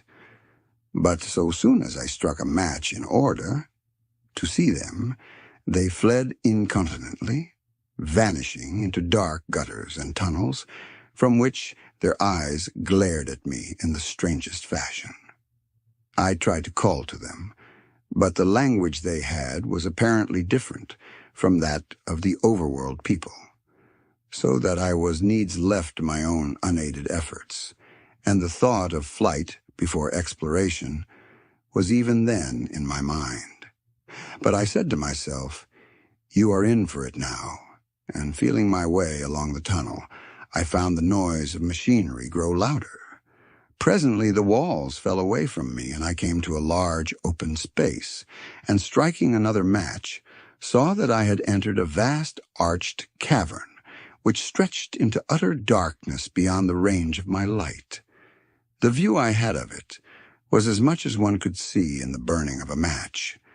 Necessarily my memory is vague. Great shapes like big machines rose out of the dimness and cast grotesque black shadows in which dim spectral Morlocks sheltered from the glare. The place, by the by, was very stuffy and oppressive, and the faint halitus of freshly shed blood was in the air. Some way down the central vista was a little table of white metal, laid with what seemed a meal. The Morlocks, at any rate, were carnivorous. Even at the time, I remember wondering what large animal could have survived to furnish the red joint I saw. It was all very indistinct, the heavy smell, the big, unmeaning shapes, the obscene figures lurking in the shadows, and only waiting for the darkness to come at me again. Then the match burnt down and stung my fingers, and fell, a wriggling red spot in the blackness. I have thought since how particularly ill-equipped I was for such an experience. When I had started with the time machine, I had started with the absurd assumption that the men of the future would certainly be infinitely ahead of ourselves in all their appliances. I had come without arms, without medicine, without anything to smoke. At times I missed tobacco frightfully, even without enough matches. If only I had thought of a Kodak, I could have flashed that glimpse of the underworld in a second and examined it at leisure. But as it was, I stood there with only the weapons and the powers that nature had endowed me with, hands, feet, and teeth. These and 4 safety matches that still remained to me. I was afraid to push my way in among all this machinery in the dark, and it was only with my last glimpse of light I discovered that my store of matches had run low.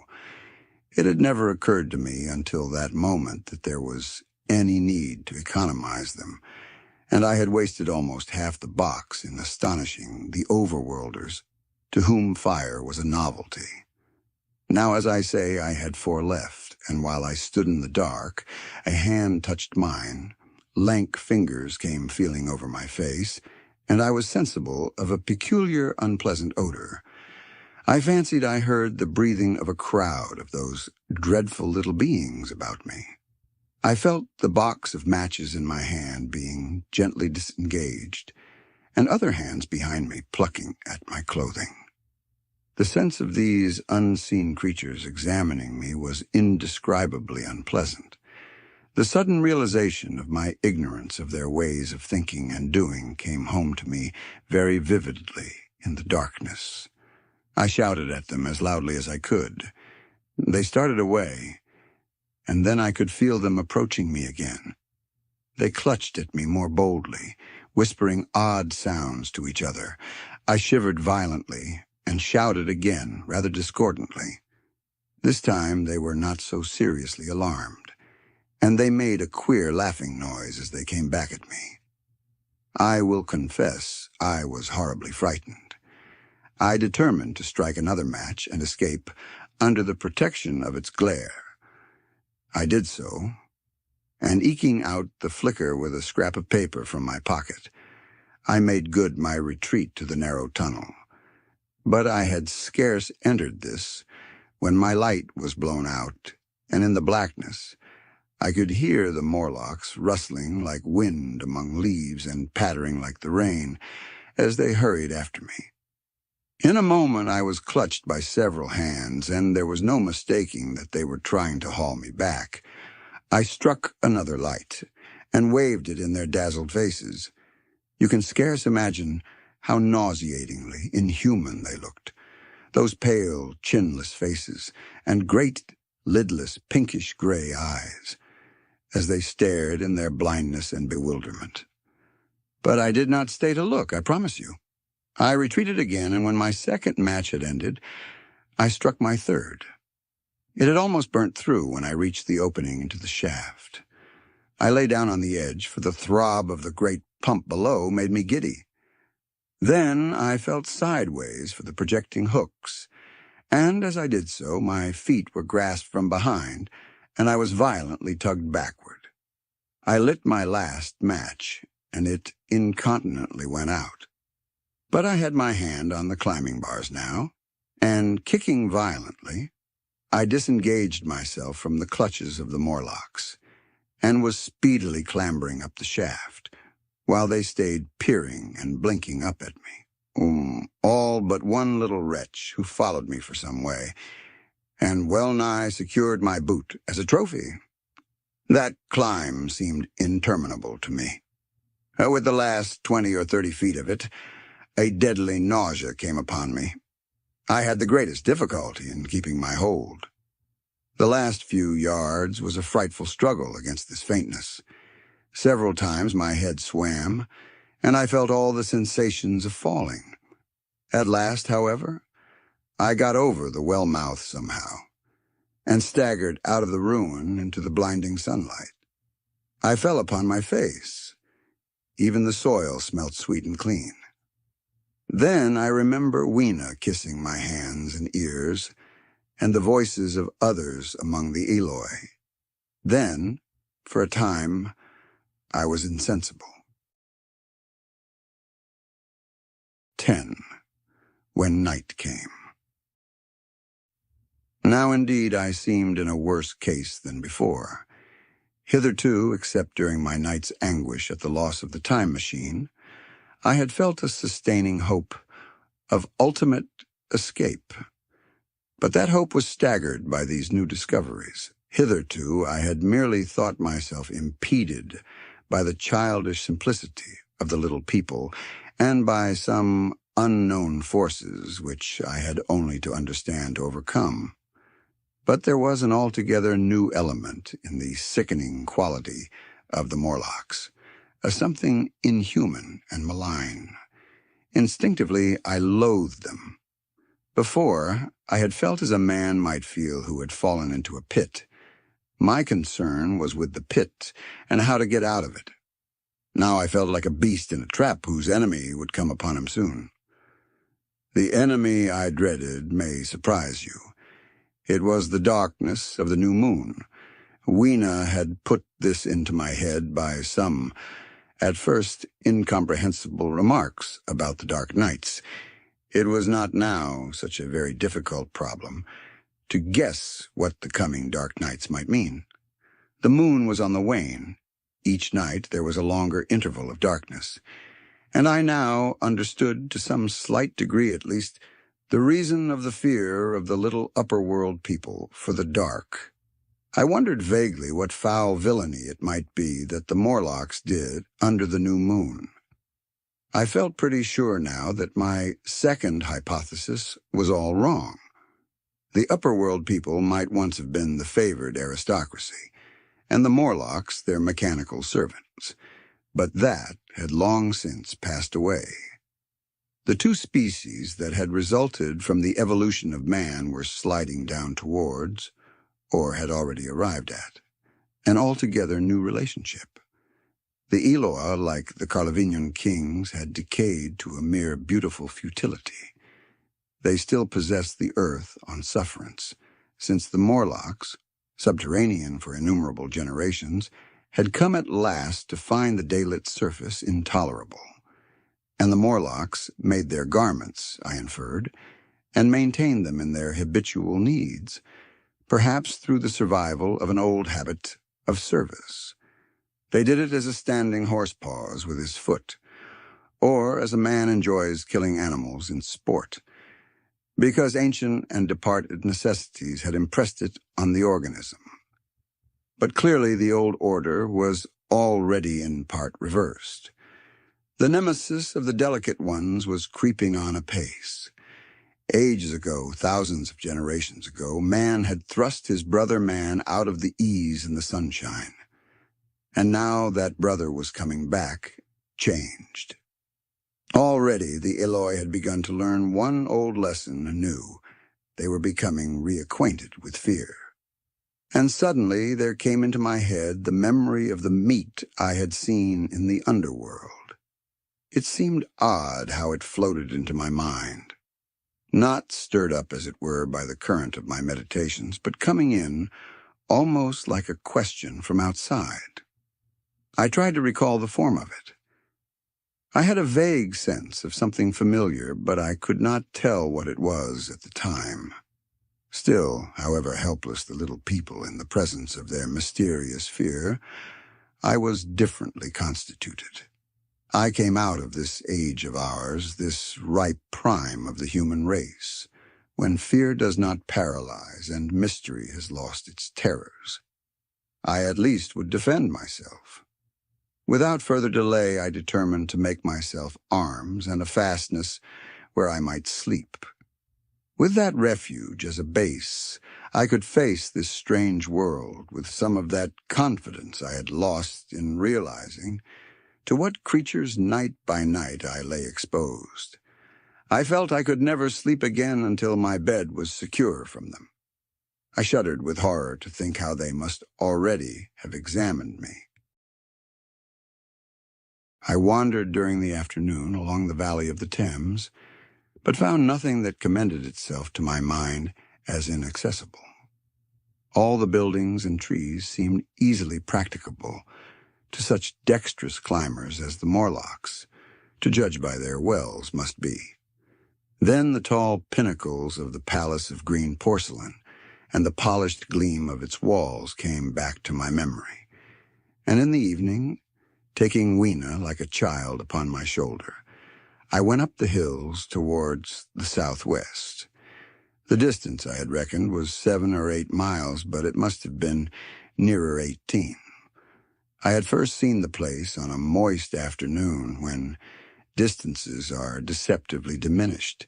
In addition, the heel of one of my shoes was loose, and a nail was working through the sole. They were comfortable old shoes I wore about indoors, so that I was lame, and it was already long past sunset when I came in sight of the palace, silhouetted black against the pale yellow of the sky. Weena had been hugely delighted when I began to carry her, but after a while she desired me to let her down, and ran along by the side of me, occasionally darting off on either hand to pick flowers to stick in my pockets. My pockets had always puzzled Weena, but at the last she had concluded that they were an eccentric kind of vases for floral decoration. At least she utilized them for that purpose. And that reminds me. In changing my jacket, I found. The time-traveler paused, put his hand into his pocket, and silently placed 2 withered flowers, not unlike very large white mallows, upon the little table. Then he resumed his narrative. As the hush of evening crept over the world and we proceeded over the hill crest towards Wimbledon, Weena grew tired and wanted to return to the House of Grey Stone. But I pointed out the distant pinnacles of the Palace of Green Porcelain to her, and contrived to make her understand that we were seeking a refuge there from her fear.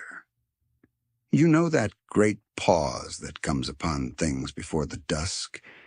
Even the breeze stops in the trees.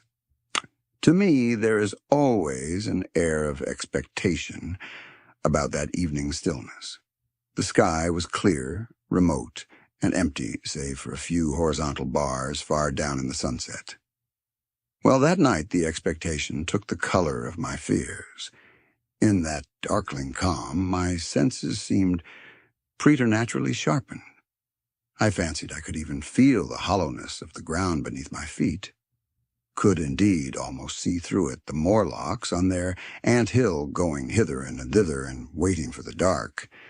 In my excitement, I fancied that they would receive my invasion of their burrows as a declaration of war.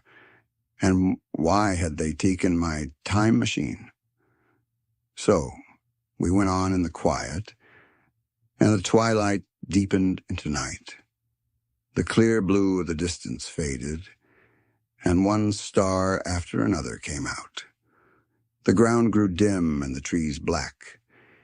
Weena's fears and her fatigue grew upon her.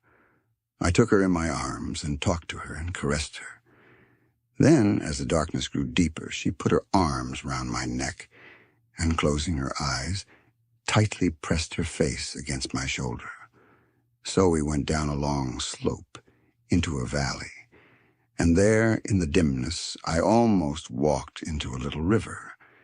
This I waded, and went up the opposite side of the valley, past a number of sleeping houses, and by a statue, a faun, or some such figure, minus the head.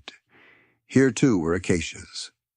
So far I had seen nothing of the Morlocks, but it was yet early in the night, and the darker hours before the old moon rose were still to come. From the brow of the next hill, I saw a thick wood spreading wide and black before me. I hesitated at this. I could see no end to it, either to the right or the left. Feeling tired, my feet in particular were very sore, I carefully lowered Weena from my shoulder as I halted and sat down upon the turf. I could no longer see the Palace of Green Porcelain, and I was in doubt of my direction. I looked into the thickness of the wood and thought of what it might hide.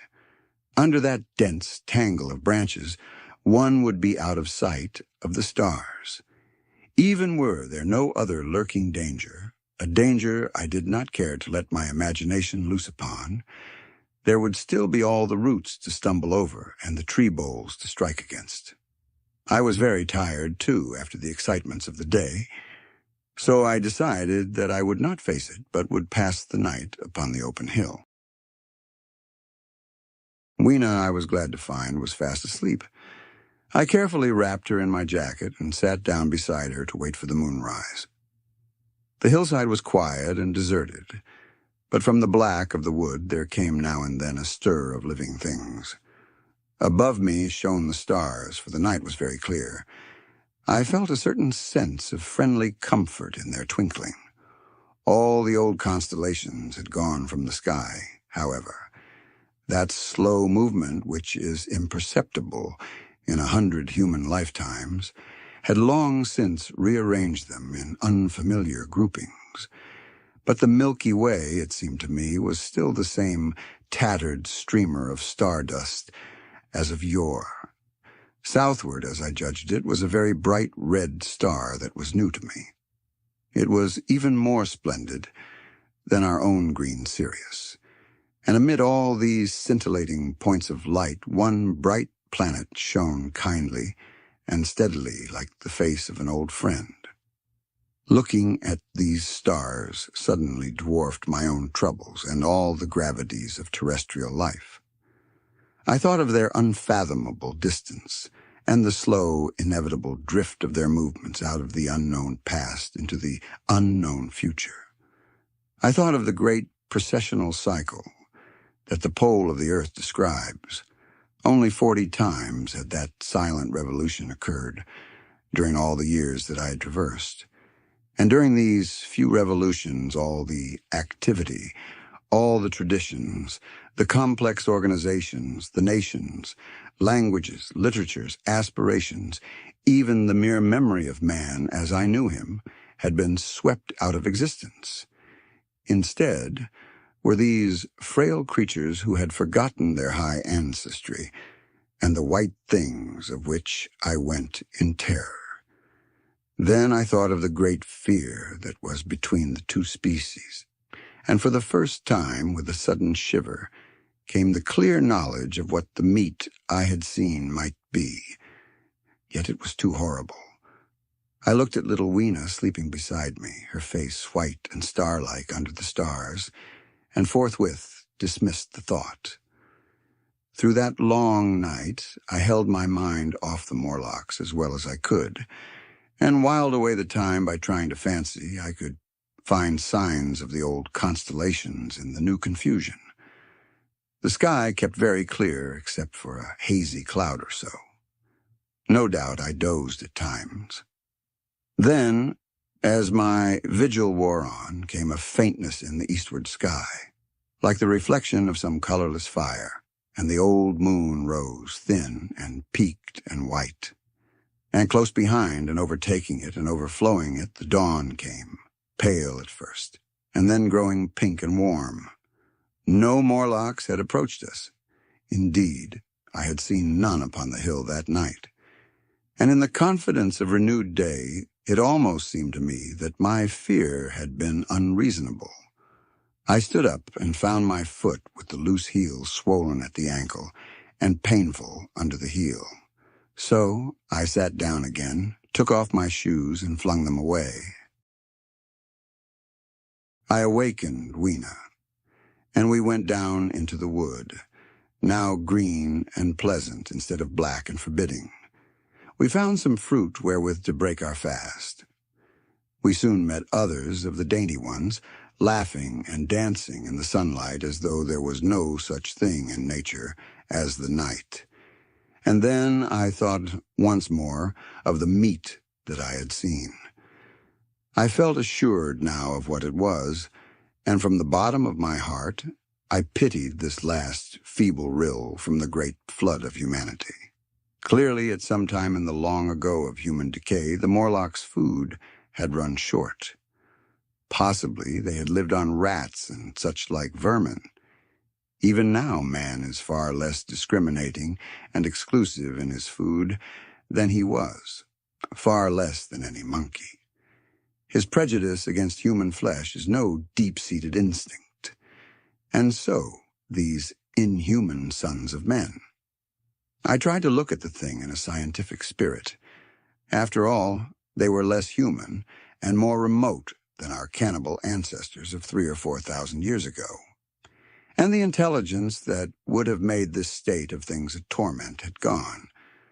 Why should I trouble myself?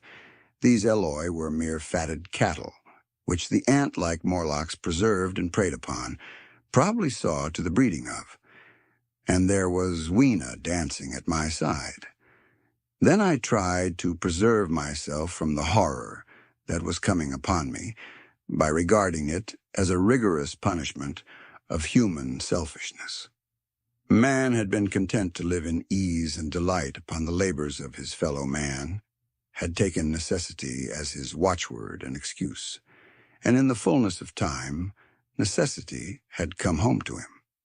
I even tried a Carlyle-like scorn of this wretched aristocracy in decay, but this attitude of mine was impossible.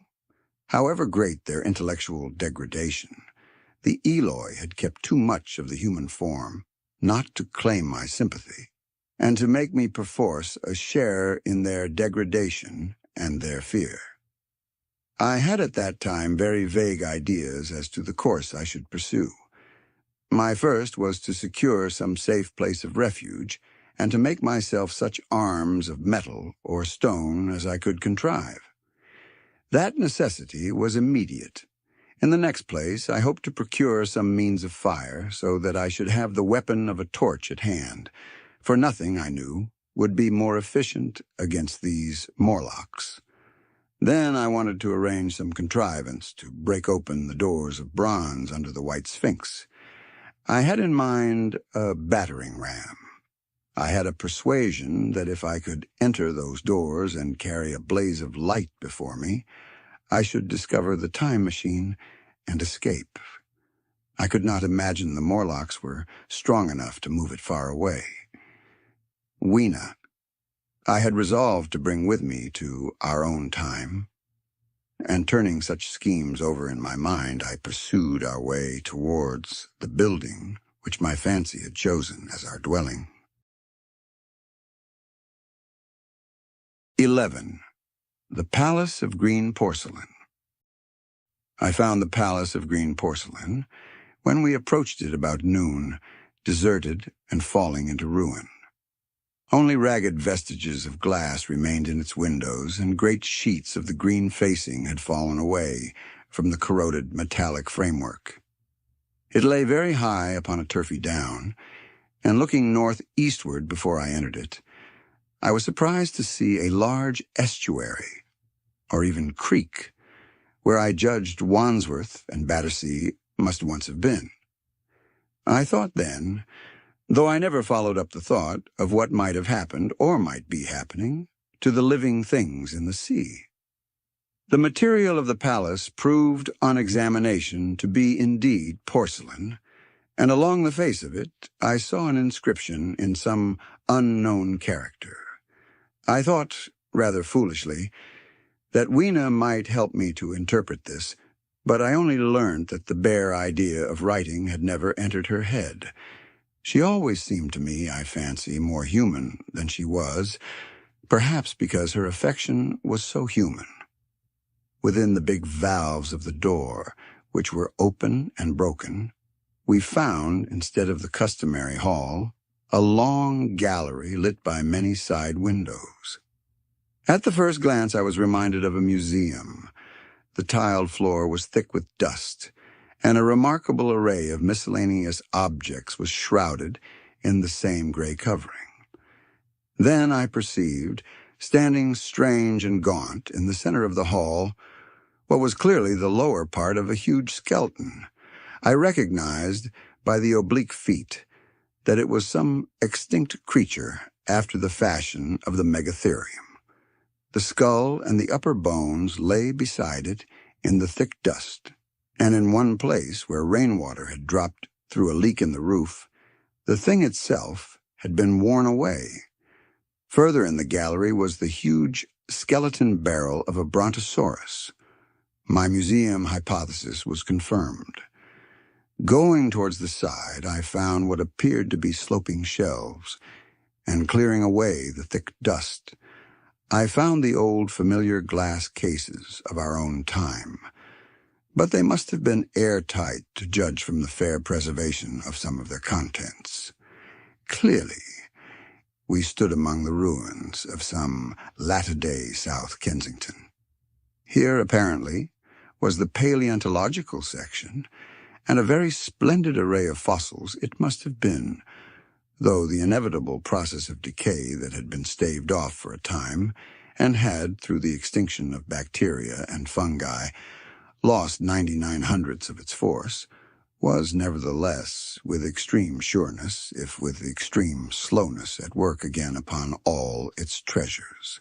Here and there I found traces of the little people in the shape of rare fossils broken to pieces or threaded in strings upon reeds, and the cases had, in some instances, been bodily removed, by the Morlocks, as I judged. The place was very silent. The thick dust deadened our footsteps. Weena, who had been rolling a sea urchin down the sloping glass of a case, presently came, as I stared about me, and very quietly took my hand and stood beside me. And at first, I was so much surprised by this ancient monument of an intellectual age that I gave no thought to the possibilities it presented. Even my preoccupation about the time machine receded a little from my mind. To judge from the size of the place, this palace of green porcelain had a great deal more in it than a gallery of paleontology. Possibly historical galleries. It might be even a library. To me, at least in my present circumstances, these would be vastly more interesting than this spectacle of old-time geology and decay. Exploring, I found another short gallery running transversely to the first. This appeared to be devoted to minerals, and the sight of a block of sulfur set my mind running on gunpowder. But I could find no saltpeter, indeed no nitrates of any kind. Doubtless they had deliquesced ages ago. Yet the sulfur hung in my mind and set up a train of thinking. As for the rest of the contents of that gallery, though on the whole they were the best preserved of all I saw, I had little interest. I'm no specialist in mineralogy, and I went on down a very ruinous aisle running parallel to the first hall I'd entered. Apparently this section had been devoted to natural history, but everything had long since passed out of recognition. A few shriveled and blackened vestiges of what had once been stuffed animals, desiccated mummies in jars that had once held spirit, a brown dust of departed plants. That was all. I was sorry for that, because I should have been glad to trace the patient readjustments by which the conquest of animated nature had been attained. Then we came to a gallery of simply colossal proportions, but singularly ill-lit, the floor of it running downward at a slight angle from the end at which I entered.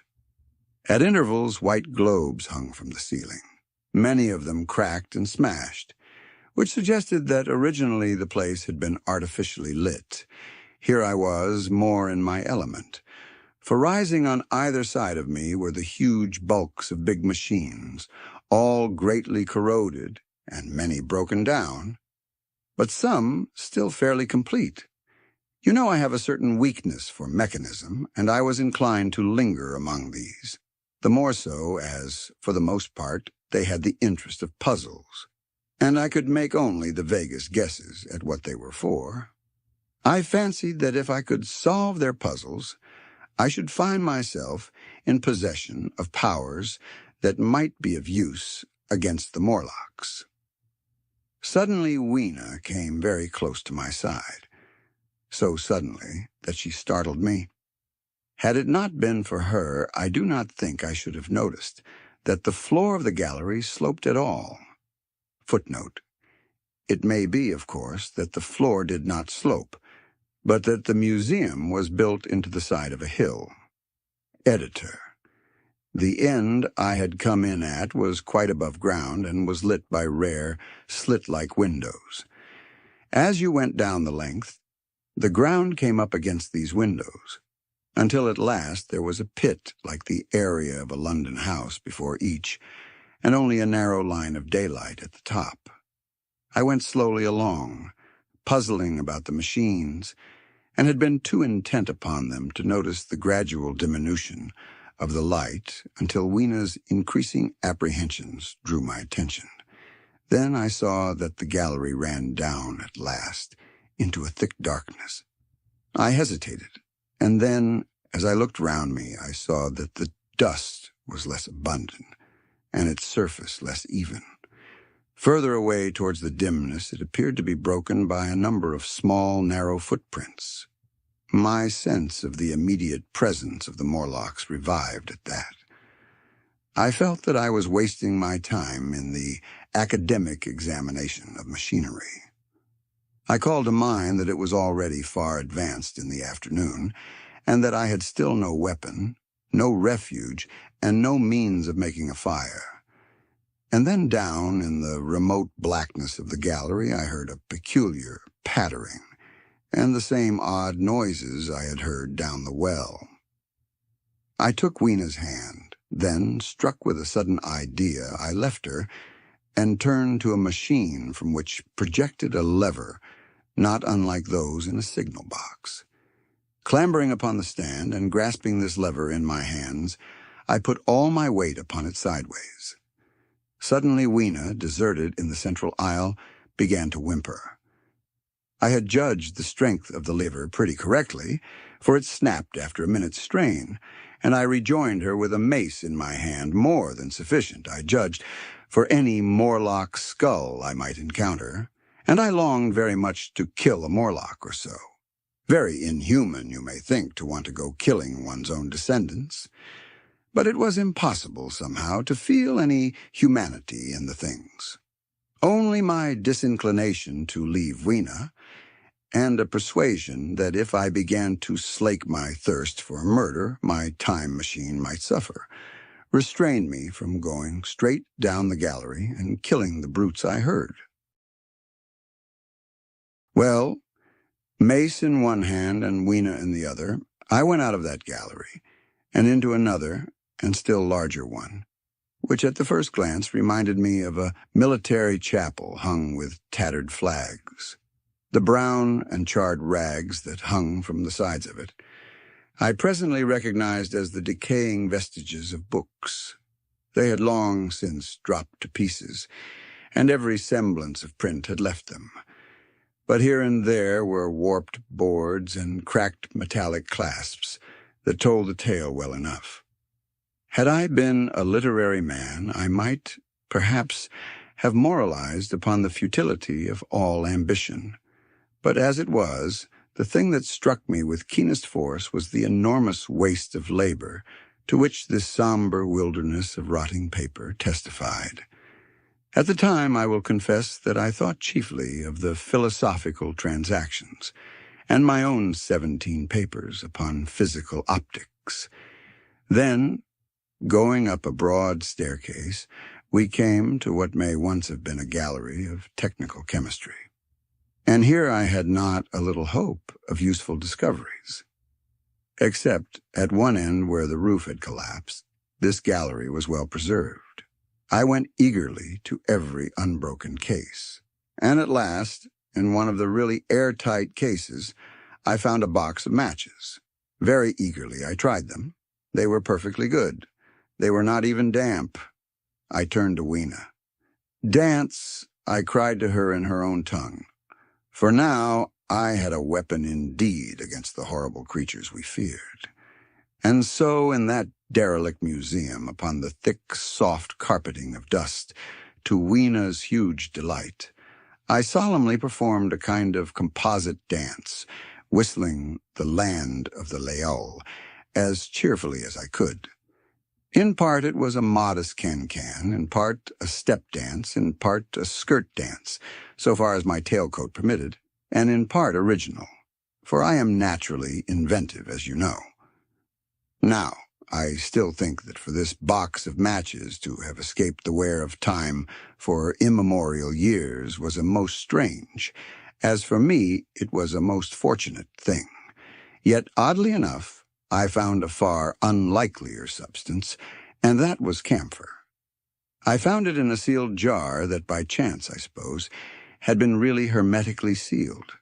I fancied at first that it was paraffin wax, and smashed the glass accordingly. But the odor of camphor was unmistakable. In the universal decay, this volatile substance had chanced to survive, perhaps through many thousands of centuries. It reminded me of a sepia painting I had once seen done from the ink of a fossil belemnite that must have perished and become fossilized millions of years ago. I was about to throw it away, but I remembered that it was inflammable and burnt with a good bright flame, was, in fact, an excellent candle, and I put it in my pocket. I found no explosives, however, nor any means of breaking down the bronze doors. As yet, my iron crowbar was the most helpful thing I had chanced upon. Nevertheless, I left that gallery greatly elated. I cannot tell you all the story of that long afternoon. It would require a great effort of memory to recall my explorations in at all the proper order. I remember a long gallery of rusting stands of arms, and how I hesitated between my crowbar and a hatchet or a sword. I could not carry both, however, and my bar of iron promised best against the bronze gates. There were numbers of guns, pistols, and rifles. The most were masses of rust, but many were of some new metal and still fairly sound. But any cartridges or powder there may once have been had rotted into dust. One corner I saw was charred and shattered, perhaps, I thought, by an explosion among the specimens. In another place was a vast array of idols, Polynesian, Mexican, Grecian, Phoenician, every country on earth, I should think. And here, yielding to an irresistible impulse, I wrote my name upon the nose of a steatite monster from South America that particularly took my fancy. As the evening drew on, my interest waned. I went through gallery after gallery, dusty, silent, often ruinous. The exhibits sometimes mere heaps of rust and lignite, sometimes fresher. In one place, I suddenly found myself near the model of a tin mine, and then by the merest accident I discovered, in an airtight case, 2 dynamite cartridges. I shouted, "Eureka!" and smashed the case with joy. Then came a doubt. I hesitated. Then, selecting a little side gallery, I made my essay. I never felt such a disappointment as I did in waiting 5, 10, 15 minutes for an explosion that never came. Of course, the things were dummies, as I might have guessed from their presence. I really believe that had they not been so, I should have rushed off incontinently and blown Sphinx, bronze doors, and, as it proved, my chances of finding the time machine altogether into non-existence. It was after that, I think, that we came to a little open court within the palace. It was turfed and had 3 fruit trees. So we rested and refreshed ourselves. Towards sunset, I began to consider our position. Night was creeping upon us, and my inaccessible hiding place had still to be found. But that troubled me very little now. I had in my possession a thing that was, perhaps, the best of all defenses against the Morlocks. I had matches. I had the camphor in my pocket, too, if a blaze were needed. It seemed to me that the best thing we could do would be to pass the night in the open, protected by a fire. In the morning there was the getting of the time machine. Towards that, as yet, I had only my iron mace. But now, with my growing knowledge, I felt very differently towards those bronze doors. Up to this, I had refrained from forcing them, largely because of the mystery on the other side. They had never impressed me as being very strong, and I hoped to find my bar of iron not altogether inadequate for the work. 12. In the darkness. We emerged from the palace while the sun was still in part above the horizon. I was determined to reach the White Sphinx early the next morning, and ere the dusk I purposed pushing through the woods that had stopped me on the previous journey. My plan was to go as far as possible that night, and then, building a fire, to sleep in the protection of its glare. Accordingly, as we went along, I gathered any sticks or dried grass I saw, and presently had my arms full of such litter. Thus loaded, our progress was slower than I had anticipated, and besides, Weena was tired, and I also began to suffer from sleepiness too, so that it was full night before we reached the wood. Upon the shrubby hill of its edge, Weena would have stopped, fearing the darkness before us, but a singular sense of impending calamity, that should indeed have served me as a warning, drove me onward. I had been without sleep for a night and 2 days, and I was feverish and irritable. I felt sleep coming upon me, and the Morlocks with it. While we hesitated, among the black bushes behind us and dim against their blackness, I saw 3 crouching figures. There was scrub and long grass all about us, and I did not feel safe from their insidious approach. The forest, I calculated, was rather less than a mile across. If we could get through it to the bare hillside, there, as it seemed to me, was an altogether safer resting place. I thought that with my matches and my camphor I could contrive to keep my path illuminated through the woods. Yet it was evident that if I was to flourish matches with my hands, I should have to abandon my firewood. So, rather reluctantly, I put it down. And then it came into my head that I would amaze our friends behind by lighting it. I was to discover the atrocious folly of this proceeding, but it came to my mind as an ingenious move for covering our retreat. I don't know if you have ever thought what a rare thing flame must be in the absence of man, and in a temperate climate. The sun's heat is rarely strong enough to burn, even when it is focused by dewdrops, as is sometimes the case in more tropical districts. Lightning may blast and blacken, but it rarely gives rise to widespread fire. Decaying vegetation may occasionally smolder with the heat of its fermentation, but this rarely results in flame. In this decadence, too, the art of fire-making had been forgotten on the earth. The red tongues that went licking up my heap of wood were an altogether new and strange thing to Weena. She wanted to run to it and play with it. I believe she would have cast herself into it, had I not restrained her. But I caught her up, and in spite of her struggles, plunged boldly before me into the wood. For a little way, the glare of my fire lit the path. Looking back presently, I could see, through the crowded stems, that from my heap of sticks the blaze had spread to some bushes adjacent, and a curved line of fire was creeping up the grass of the hill. I laughed at that, and turned again to the dark trees before me. It was very black, and Weena clung to me convulsively.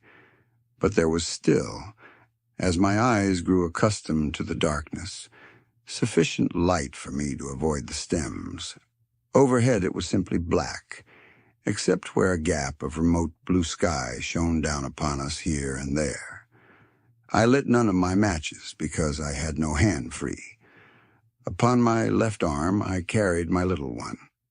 In my right hand I had my iron bar. For some way I heard nothing but the crackling twigs under my feet, the faint rustle of the breeze above, and my own breathing and the throb of the blood vessels in my ears. Then I seemed to know of a pattering behind me. I pushed on grimly. The pattering grew more distinct, and then I caught the same queer sound in the voices I had heard in the underworld. There were evidently several of the Morlocks, and they were closing in upon me. Indeed, in another minute I felt a tug at my coat, then something at my arm, and Weena shivered violently and became quite still. It was time for a match, but to get one I must put her down. I did so, and as I fumbled with my pocket, a struggle began in the darkness about my knees, perfectly silent on her part, and with the same peculiar cooing sounds from the Morlocks. Soft little hands, too, were creeping over my coat and back, touching even my neck. Then the match scratched and fizzed. I held it flaring, and saw the white backs of the Morlocks in flight amid the trees. I hastily took a lump of camphor from my pocket and prepared to light it as soon as the match should wane. Then I looked at Weena. She was lying clutching my feet and quite motionless, with her face to the ground. With a sudden fright, I stooped to her. She seemed scarcely to breathe. I lit the block of camphor and flung it to the ground, and as it split and flared up and drove back the Morlocks and the shadows, I knelt down and lifted her. The wood behind seemed full of the stir and murmur of a great company. She seemed to have fainted. I put her carefully upon my shoulder and rose to push on. And then there came a horrible realization. In maneuvering with my matches and Weena, I had turned myself about several times, and now I had not the faintest idea in what direction lay my path. For all I knew, I might be facing back towards the palace of green porcelain. I found myself in a cold sweat. I had to think rapidly what to do. I determined to build a fire and encamp where we were. I put Weena, still motionless, down upon a turfy bowl, and very hastily, as my first lump of camphor waned, I began collecting sticks and leaves. Here and there, out of the darkness round me, the Morlock's eyes shone like carbuncles. The camphor flickered and went out. I lit a match, and as I did so, two white forms that had been approaching Weena dashed hastily away. One was so blinded by the light that he came straight for me, and I felt his bones grind under the blow of my fist. He gave a whoop of dismay, staggered a little way, and fell down. I lit another piece of camphor and went on gathering my bonfire. Presently, I noticed how dry was some of the foliage above me, for since my arrival on the time machine, a matter of a week, no rain had fallen. So, instead of casting about among the trees for fallen twigs, I began leaping up and dragging down branches. Very soon, I had a choking, smoky fire of green wood and dry sticks, and could economize my camphor. Then I turned to where Weena lay beside my iron mace. I tried what I could to revive her, but she lay like one dead. I could not even satisfy myself whether or not she breathed. Now the smoke of the fire beat over towards me, and it must have made me heavy of a sudden. Moreover, the vapor of camphor was in the air. My fire would not need replenishing for an hour or so. I felt very weary after my exertion, and sat down. The wood, too, was full of a slumbrous murmur that I did not understand. I seemed just to nod and open my eyes, but all was dark, and the Morlocks had their hands upon me. Flinging off their clinging fingers, I hastily felt in my pocket for the matchbox, and it had gone. Then they gripped and closed with me again. In a moment I knew what had happened.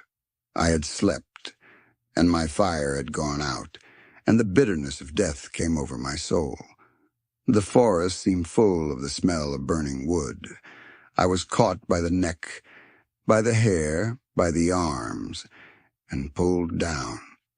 It was indescribably horrible, in the darkness to feel all these soft creatures heaped upon me. I felt as if I was in a monstrous spider's web.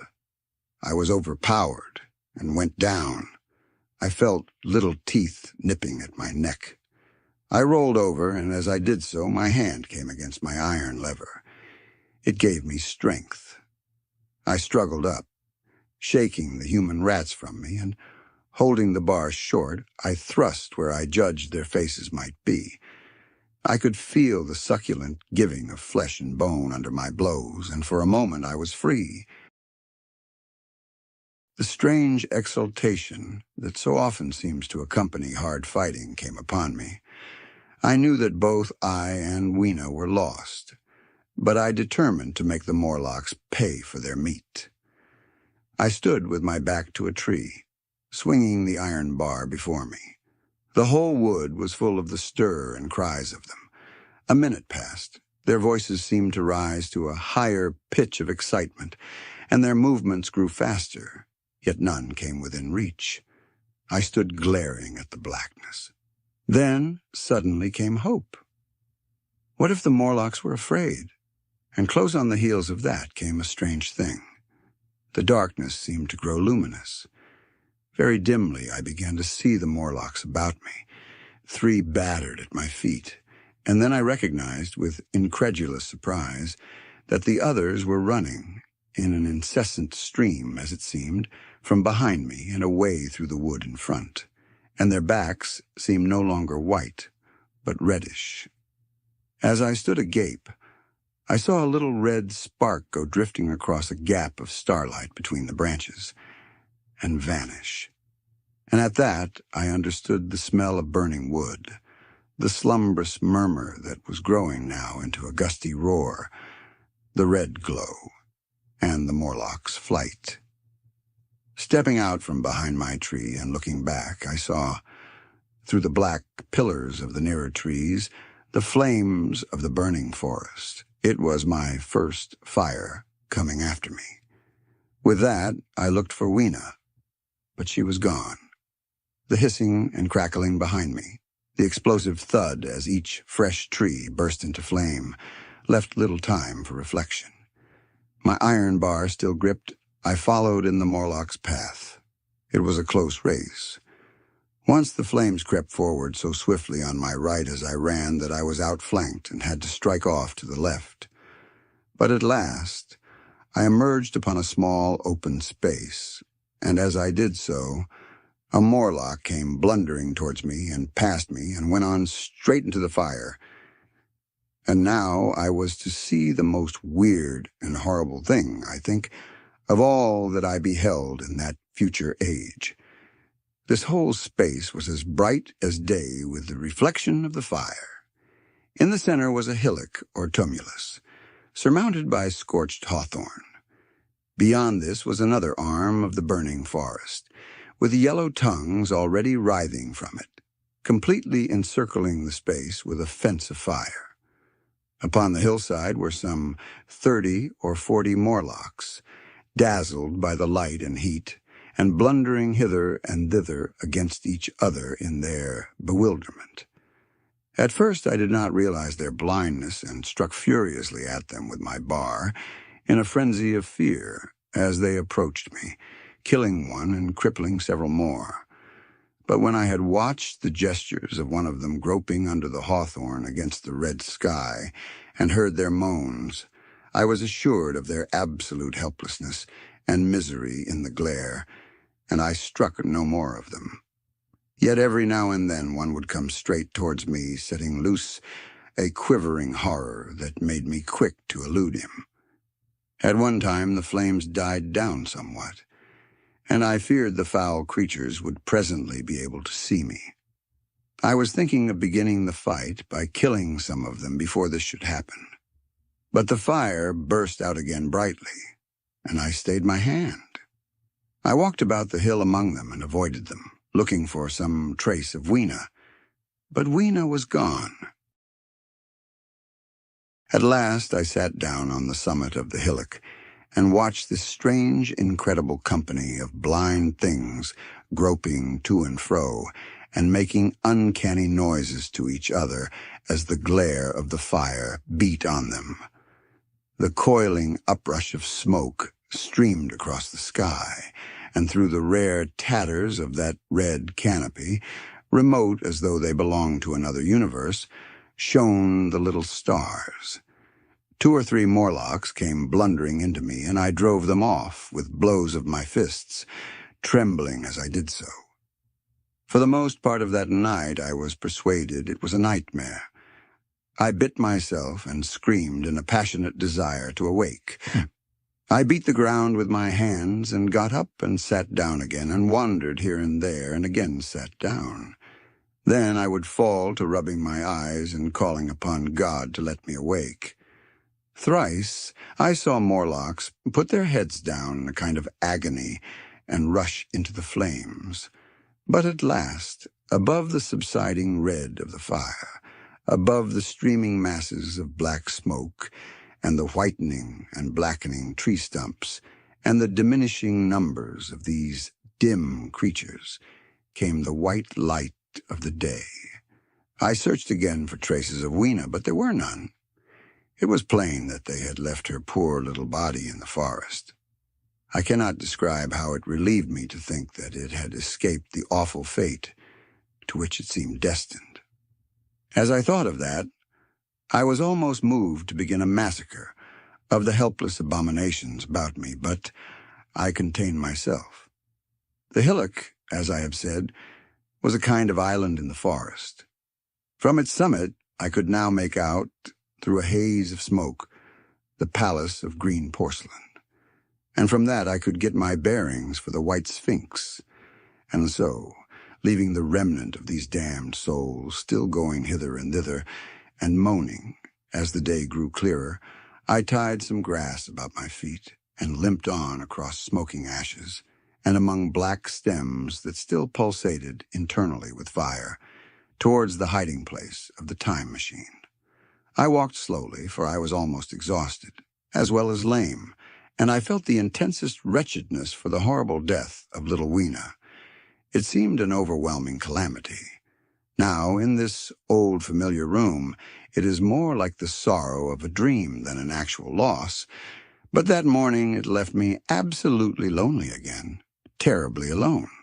I began to think of this house of mine, of this fireside, of some of you, and with such thoughts came a longing that was pain. But as I walked over the smoking ashes under the bright morning sky, I made a discovery. In my trouser pocket were still some loose matches. The box must have leaked before it was lost. 13. The Trap of the White Sphinx. About 8 or 9 in the morning I came to the same seat of yellow metal from which I had viewed the world upon the evening of my arrival.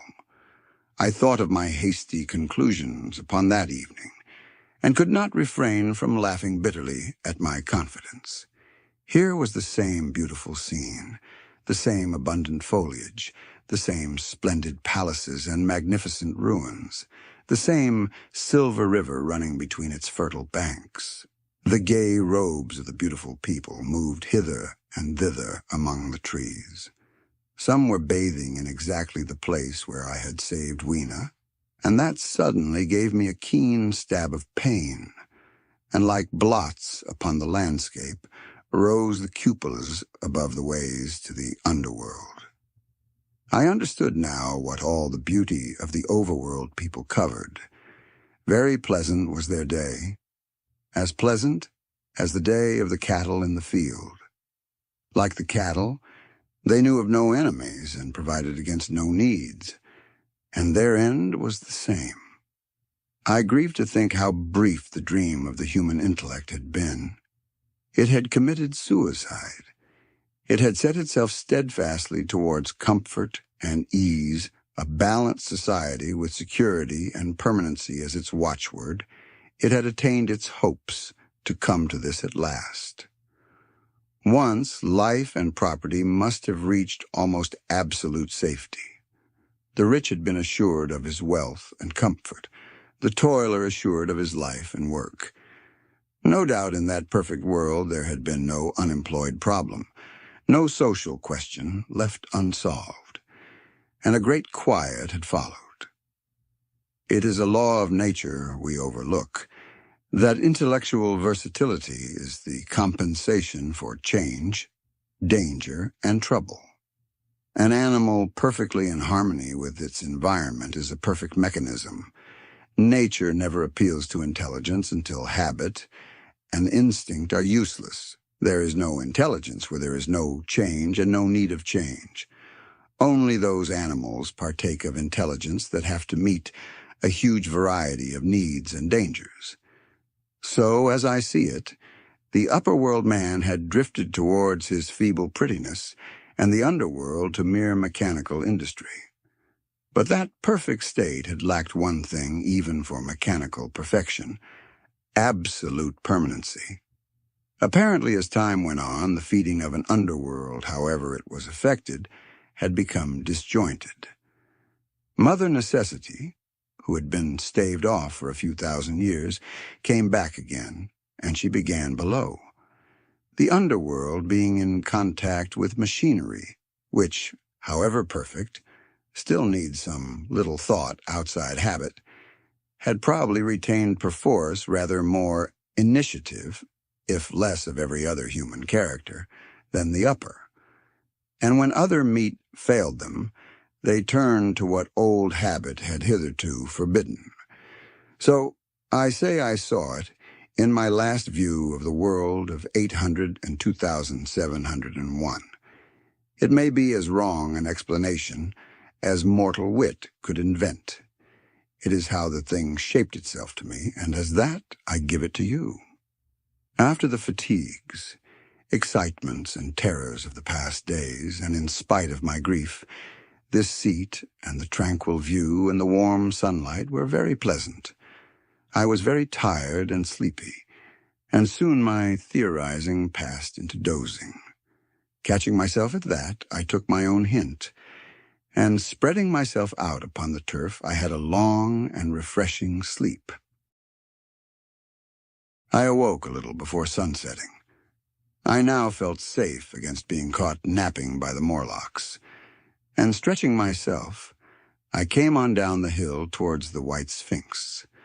I had my crowbar in one hand, and the other hand played with the matches in my pocket.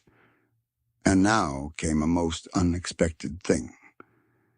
As I approached the pedestal of the Sphinx, I found the bronze valves were open. They had slid down into grooves. At that, I stopped short before them, hesitating to enter. Within was a small apartment, and on a raised place in the corner of this was the time machine. I had the small levers in my pocket. So here, after all my elaborate preparations for the siege of the White Sphinx, was a meek surrender. I threw my iron bar away, almost sorry not to use it. A sudden thought came into my head as I stooped towards the portal. For once, at least, I grasped the mental operations of the Morlocks. Suppressing a strong inclination to laugh, I stepped through the bronze frame and up to the time machine. I was surprised to find it had been carefully oiled and cleaned. I have suspected since that the Morlocks had even partially taken it to pieces while trying in their dim way to grasp its purpose. Now as I stood and examined it, finding a pleasure in the mere touch of the contrivance, the thing I had expected happened. The bronze panels suddenly slid up and struck the frame with a clang. I was in the dark, trapped. So the Morlocks thought. At that I chuckled gleefully. I could already hear their murmuring laughter as they came towards me. Very calmly I tried to strike the match. I had only to fix on the levers and depart then like a ghost. But I had overlooked one little thing. The matches were of that abominable kind that light only on the box. You may imagine how all my calm vanished. The little brutes were close upon me. One touched me. I made a sweeping blow in the dark at them with the levers, and began to scramble into the saddle of the machine. Then came one hand upon me, and then another. Then I had simply to fight against their persistent fingers for my levers, and at the same time feel for the studs over which these fitted. One, indeed, they almost got away from me. As it slipped from my hand, I had to butt in the dark with my head. I could hear the Morlock's skull ring to recover it. It was a nearer thing than the fight in the forest, I think, this last scramble.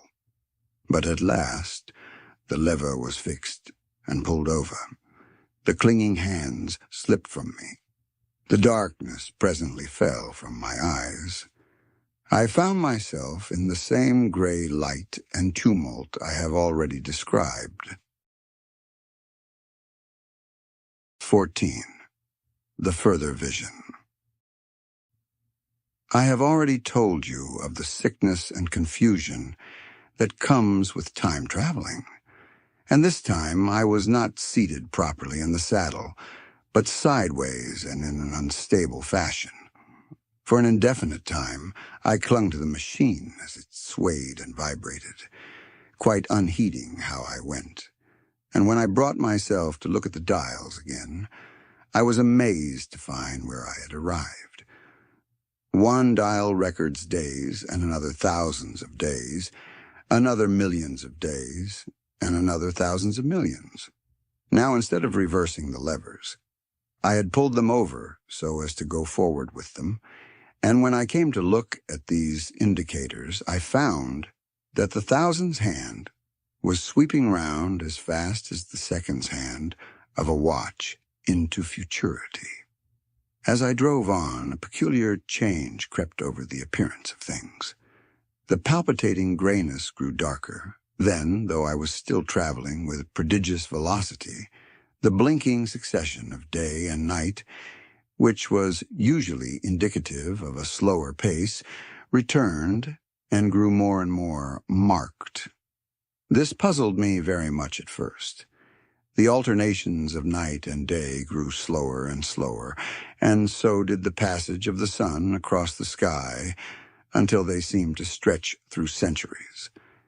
At last, a steady twilight brooded over the earth, a twilight only broken now and then, when a comet glared across the darkling sky. The band of light that had indicated the sun had long since disappeared.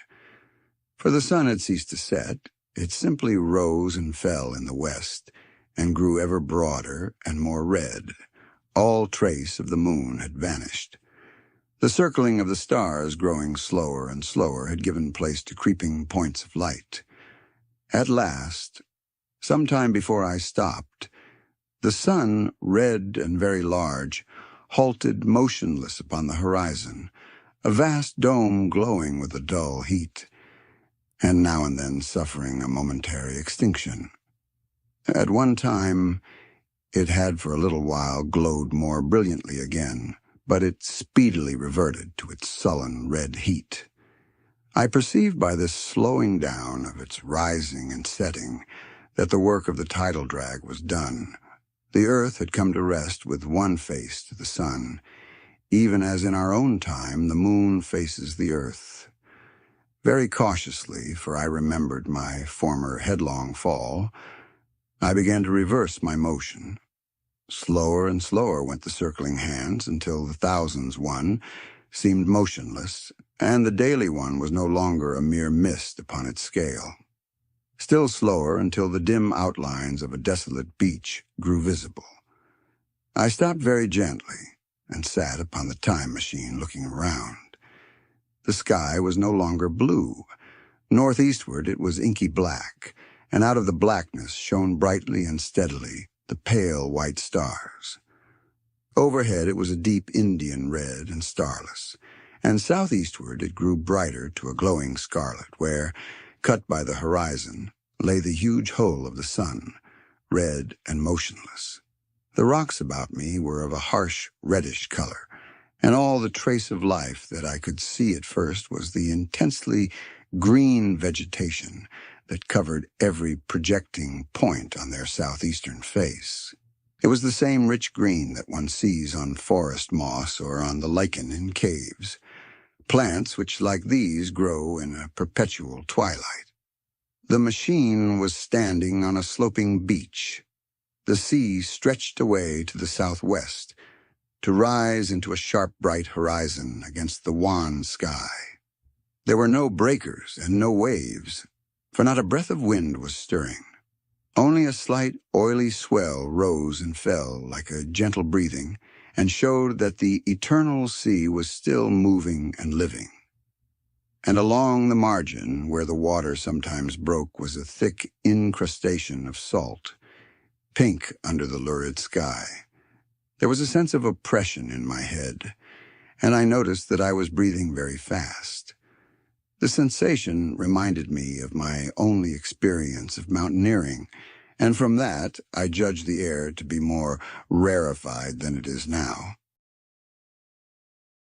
Far away up the desolate slope, I heard a harsh scream and saw a thing like a huge white butterfly go slanting and fluttering up into the sky and, circling, disappear over some low hillocks beyond. The sound of its voice was so dismal that I shivered and seated myself more firmly upon the machine. Looking round me again, I saw that, quite near, what I had taken to be a reddish mass of rock was moving slowly towards me. Then I saw the thing was really a monstrous crab-like creature. Can you imagine a crab as large as yonder table, with its many legs moving slowly and uncertainly, its big claws swaying, its long antennae like carters' whips waving and feeling, and its stalked eyes gleaming at you on either side of its metallic front?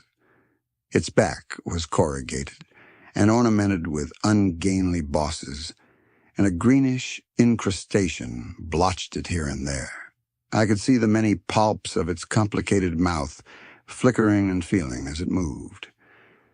As I stared at this sinister apparition crawling towards me, I felt a tickling on my cheek as though a fly had lighted there. I tried to brush it away with my hand, but in a moment it returned, and almost immediately came another by my ear. I struck at this and caught something thread-like. It was drawn swiftly out of my hand. With a frightful qualm, I turned, and I saw that I had grasped the antenna of another monster crab that stood just behind me. Its evil eyes were wriggling on their stalks, its mouth was all alive with appetite, and its vast, ungainly claws, smeared with an algal slime, were descending upon me. In a moment my hand was on the lever, and I had placed a month between myself and these monsters. But I was still on the same beach, and I saw them distinctly now as soon as I stopped. Dozens of them seemed to be crawling here and there, in the somber light, among the foliated sheets of intense green. I cannot convey the sense of abominable desolation that hung over the world. The red eastern sky, the northward blackness, the salt Dead Sea, the stony beach crawling with these foul, slow-stirring monsters, the uniform poisonous-looking green of the lichenous plants, the thin air that hurts one's lungs, all contributed to an appalling effect. I moved on 100 years, and there was the same red sun, a little larger, a little duller, the same dying sea, the same chill air, and the same crowd of earthy crustacea creeping in and out among the green weed and the red rocks.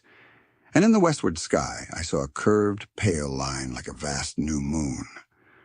So I traveled, stopping ever and again in great strides of 1,000 years or more, drawn on by the mystery of the earth's fate, watching with a strange fascination the sun grow larger and duller in the westward sky, and the life of the old earth ebb away.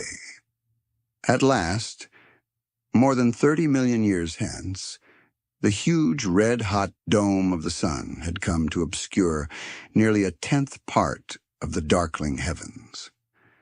Then I stopped once more, For the crawling multitude of crabs had disappeared, and the red beach, save for its livid green liverworts and lichens, seemed lifeless.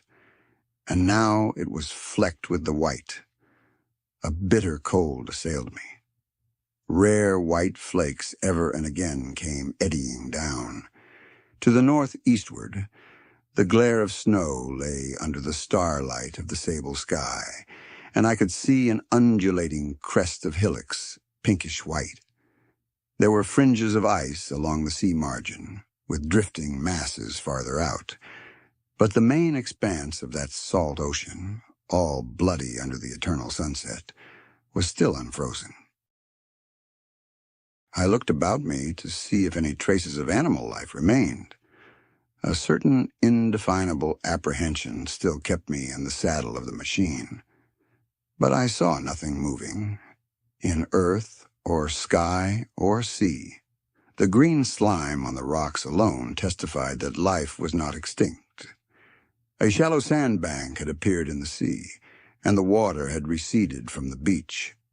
I fancied I saw some black object flopping about upon this bank, but it became motionless as I looked at it, and I judged that my eye had been deceived and that the black object was merely a rock. The stars in the sky were intensely bright and seemed to me to twinkle very little. Suddenly I noticed that the circular westward outline of the sun had changed, that a concavity, a bay, had appeared in the curve. I saw this grow larger. For a minute, perhaps, I stared aghast at this blackness that was creeping over the day, and then I realized that an eclipse was beginning. Either the moon or the planet Mercury was passing across the sun's disk. Naturally, at first, I took it to be the moon, but there is much to incline me to believe that what I really saw was the transit of an inner planet passing very near to the earth. The darkness grew apace. A cold wind began to blow in freshening gusts from the east, and the showering white flakes in the air increased in number. From the edge of the sea came a ripple and whisper. Beyond these lifeless sounds, the world was silent. Silent? It would be hard to convey the stillness of it. All the sounds of man, the bleating of sheep, the cries of birds, the hum of insects, the stir that makes the background of our lives, all that was over. As the darkness thickened, the eddying flakes grew more abundant, dancing before my eyes, and the cold of the air more intense. At last, one by one, swiftly, one after the other, the white peaks of the distant hills vanished into blackness. The breeze rose to a moaning wind. I saw the black central shadow of the eclipse sweeping towards me. In another moment, the pale stars alone were visible. All else was rayless obscurity. The sky was absolutely black. A horror of this great darkness came on me. The cold that smote to my marrow and the pain I felt in breathing overcame me. I shivered, and a deadly nausea seized me. Then, like a red-hot bow in the sky, appeared the edge of the sun. I got off the machine to recover myself. I felt giddy and incapable of facing the return journey. As I stood sick and confused, I saw again the moving thing upon the shoal. There was no mistake now that it was a moving thing against the red water of the sea. It was a round thing, the size of a football, perhaps, or it may be bigger, and tentacles trailed down from it. It seemed black against the weltering, blood-red water, and it was hopping fitfully about. Then I felt I was fainting, but a terrible dread of lying helpless in that remote and awful twilight sustained me while I clambered upon the saddle. 15. The Time Traveler's Return. So I came back. For a long time I must have been insensible upon the machine. The blinking succession of the days and nights was resumed. The sun got golden again, the sky blue. I breathed with greater freedom. The fluctuating contours of the land ebbed and flowed. The hands spun backward upon the dials. At last, I saw again the dim shadows of houses, the evidences of decadent humanity. These, too, changed and passed, and others came. Presently, when the million dial was at 0, I slackened speed. I began to recognize our own pretty and familiar architecture. The thousands hand ran back to the starting point. The night and day flapped slower and slower. Then the old walls of the laboratory came round me. Very gently now. I slowed the mechanism down. I saw one little thing that seemed odd to me. I think I have told you that when I set out, before my velocity became very high, Mrs. Watchett had walked across the room, traveling, as it seemed to me, like a rocket. As I returned, I passed again across that minute when she traversed the laboratory. But now her every motion appeared to be the exact inversion of her previous ones. The door at the lower end opened, and she glided quietly up the laboratory, back foremost, and disappeared behind the door by which she had previously entered. Just before that, I seemed to see Hillier for a moment, but he passed like a flash. Then I stopped the machine and saw about me again the old familiar laboratory, my tools, my appliances, just as I had left them. I got off the thing very shakily and sat down upon my bench. For several minutes I trembled violently. Then I became calmer. Around me was my old workshop again, exactly as it had been.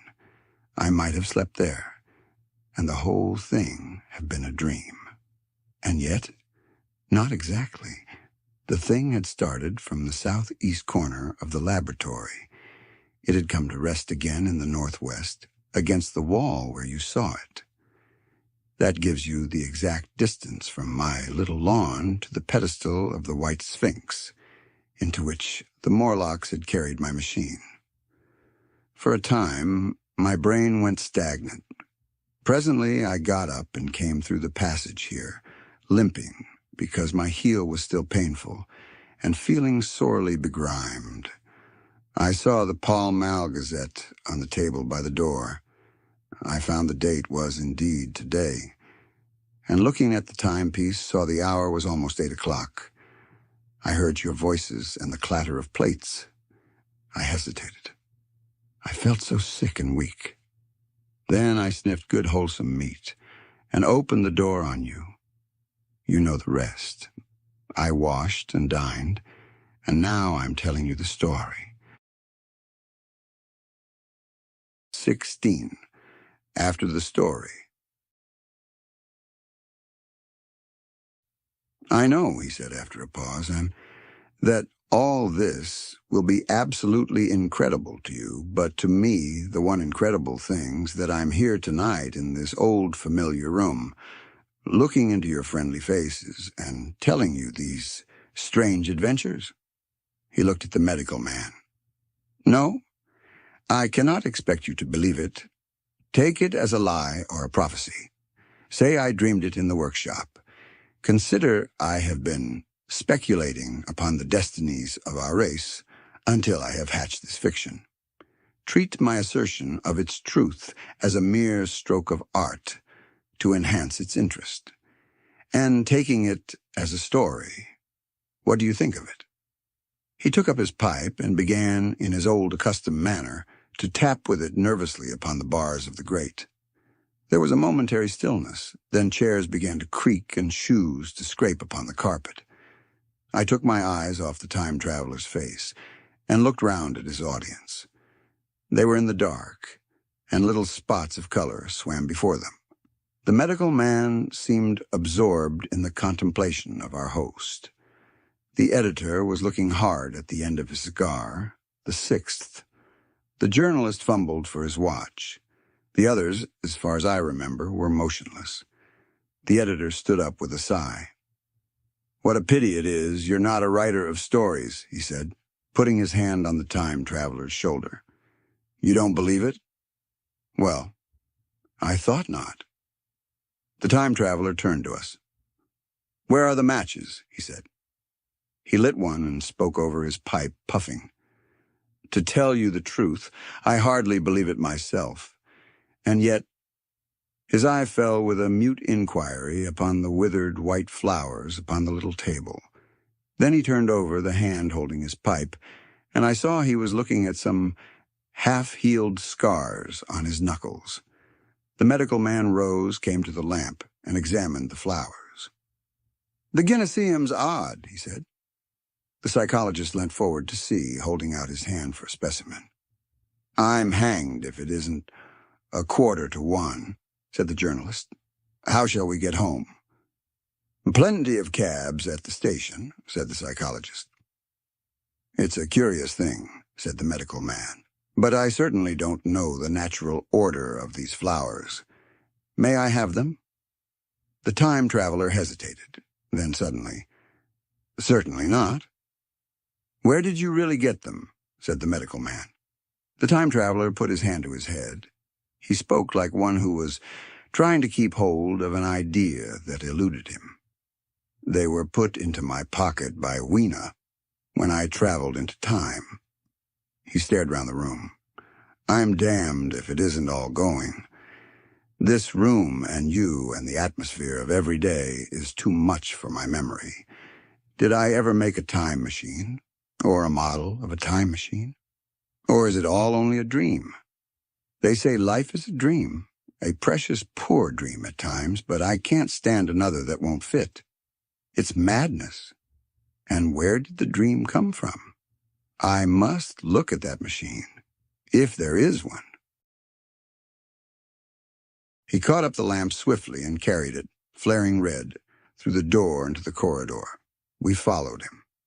There, in the flickering light of the lamp, was the machine sure enough, squat, ugly, and askew, a thing of brass, ebony, ivory, and translucent glimmering quartz. Solid to the touch, for I put out my hand and felt the rail of it, and with brown spots and smears upon the ivory, and bits of grass and moss upon the lower parts, and one rail bent awry. The time traveler put the lamp down on the bench and ran his hand along the damaged rail. "It's all right now," he said. "The story I told you was true. I'm sorry to have brought you out here in the cold." He took up the lamp, and in an absolute silence, we returned to the smoking room. He came into the hall with us and helped the editor on with his coat. The medical man looked into his face and, with a certain hesitation, told him he was suffering from overwork, at which he laughed hugely. I remember him standing in the open doorway, bawling good night. I shared a cab with the editor. He thought the tale a gaudy lie. For my own part, I was unable to come to a conclusion. The story was so fantastic and incredible, the telling so credible and sober. I lay awake most of the night thinking about it. I determined to go next day and to see the time traveler again. I was told he was in the laboratory, and being on easy terms in the house, I went up to him. The laboratory, however, was empty. I stared for a minute at the time machine and put out my hand and touched the lever. At that, the squat, substantial-looking mass swayed like a bough shaken by the wind. Its instability startled me extremely, and I had a queer reminiscence of the childish days when I used to be forbidden to meddle. I came back through the corridor. The time traveler met me in the smoking room. He was coming from the house. He had a small camera under one arm and a knapsack under the other. He laughed when he saw me and gave me an elbow to shake. "I'm frightfully busy," said he, "with that thing in there." "But is it not some hoax?" I said. "Do you really travel through time?" "Really and truly I do." And he looked frankly into my eyes.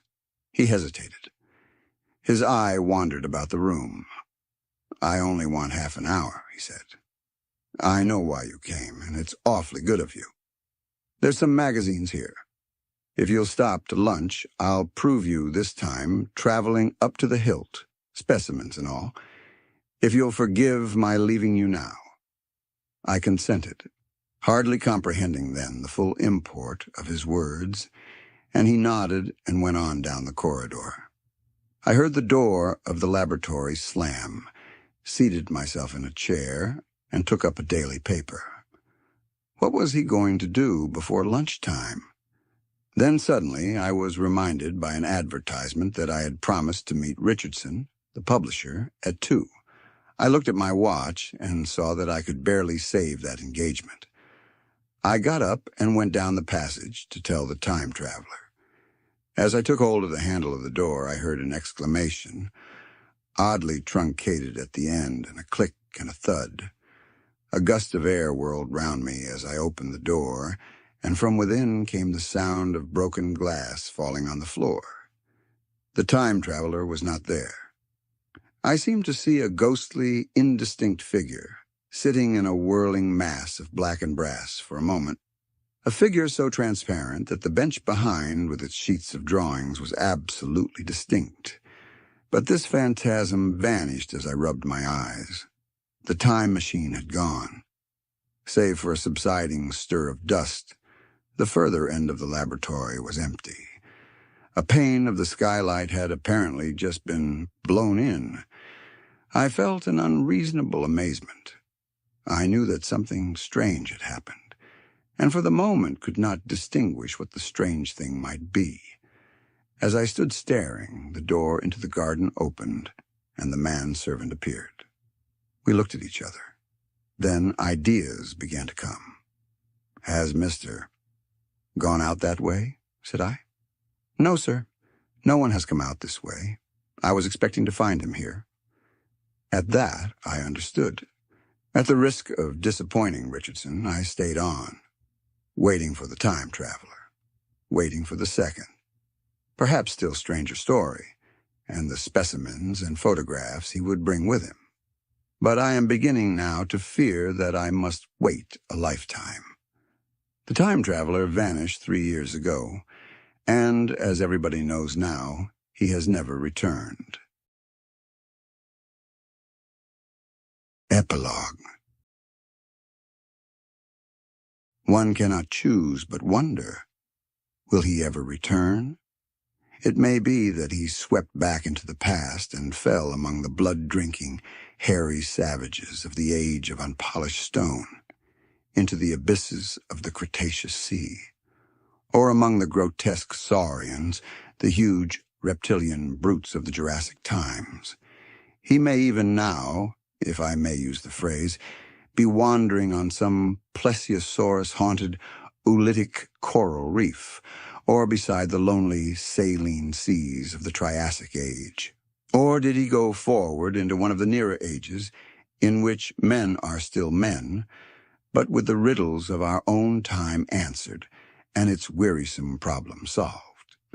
Into the manhood of the race, for I, for my own part, cannot think that these latter days of weak experiment, fragmentary theory, and mutual discord are indeed man's culminating time.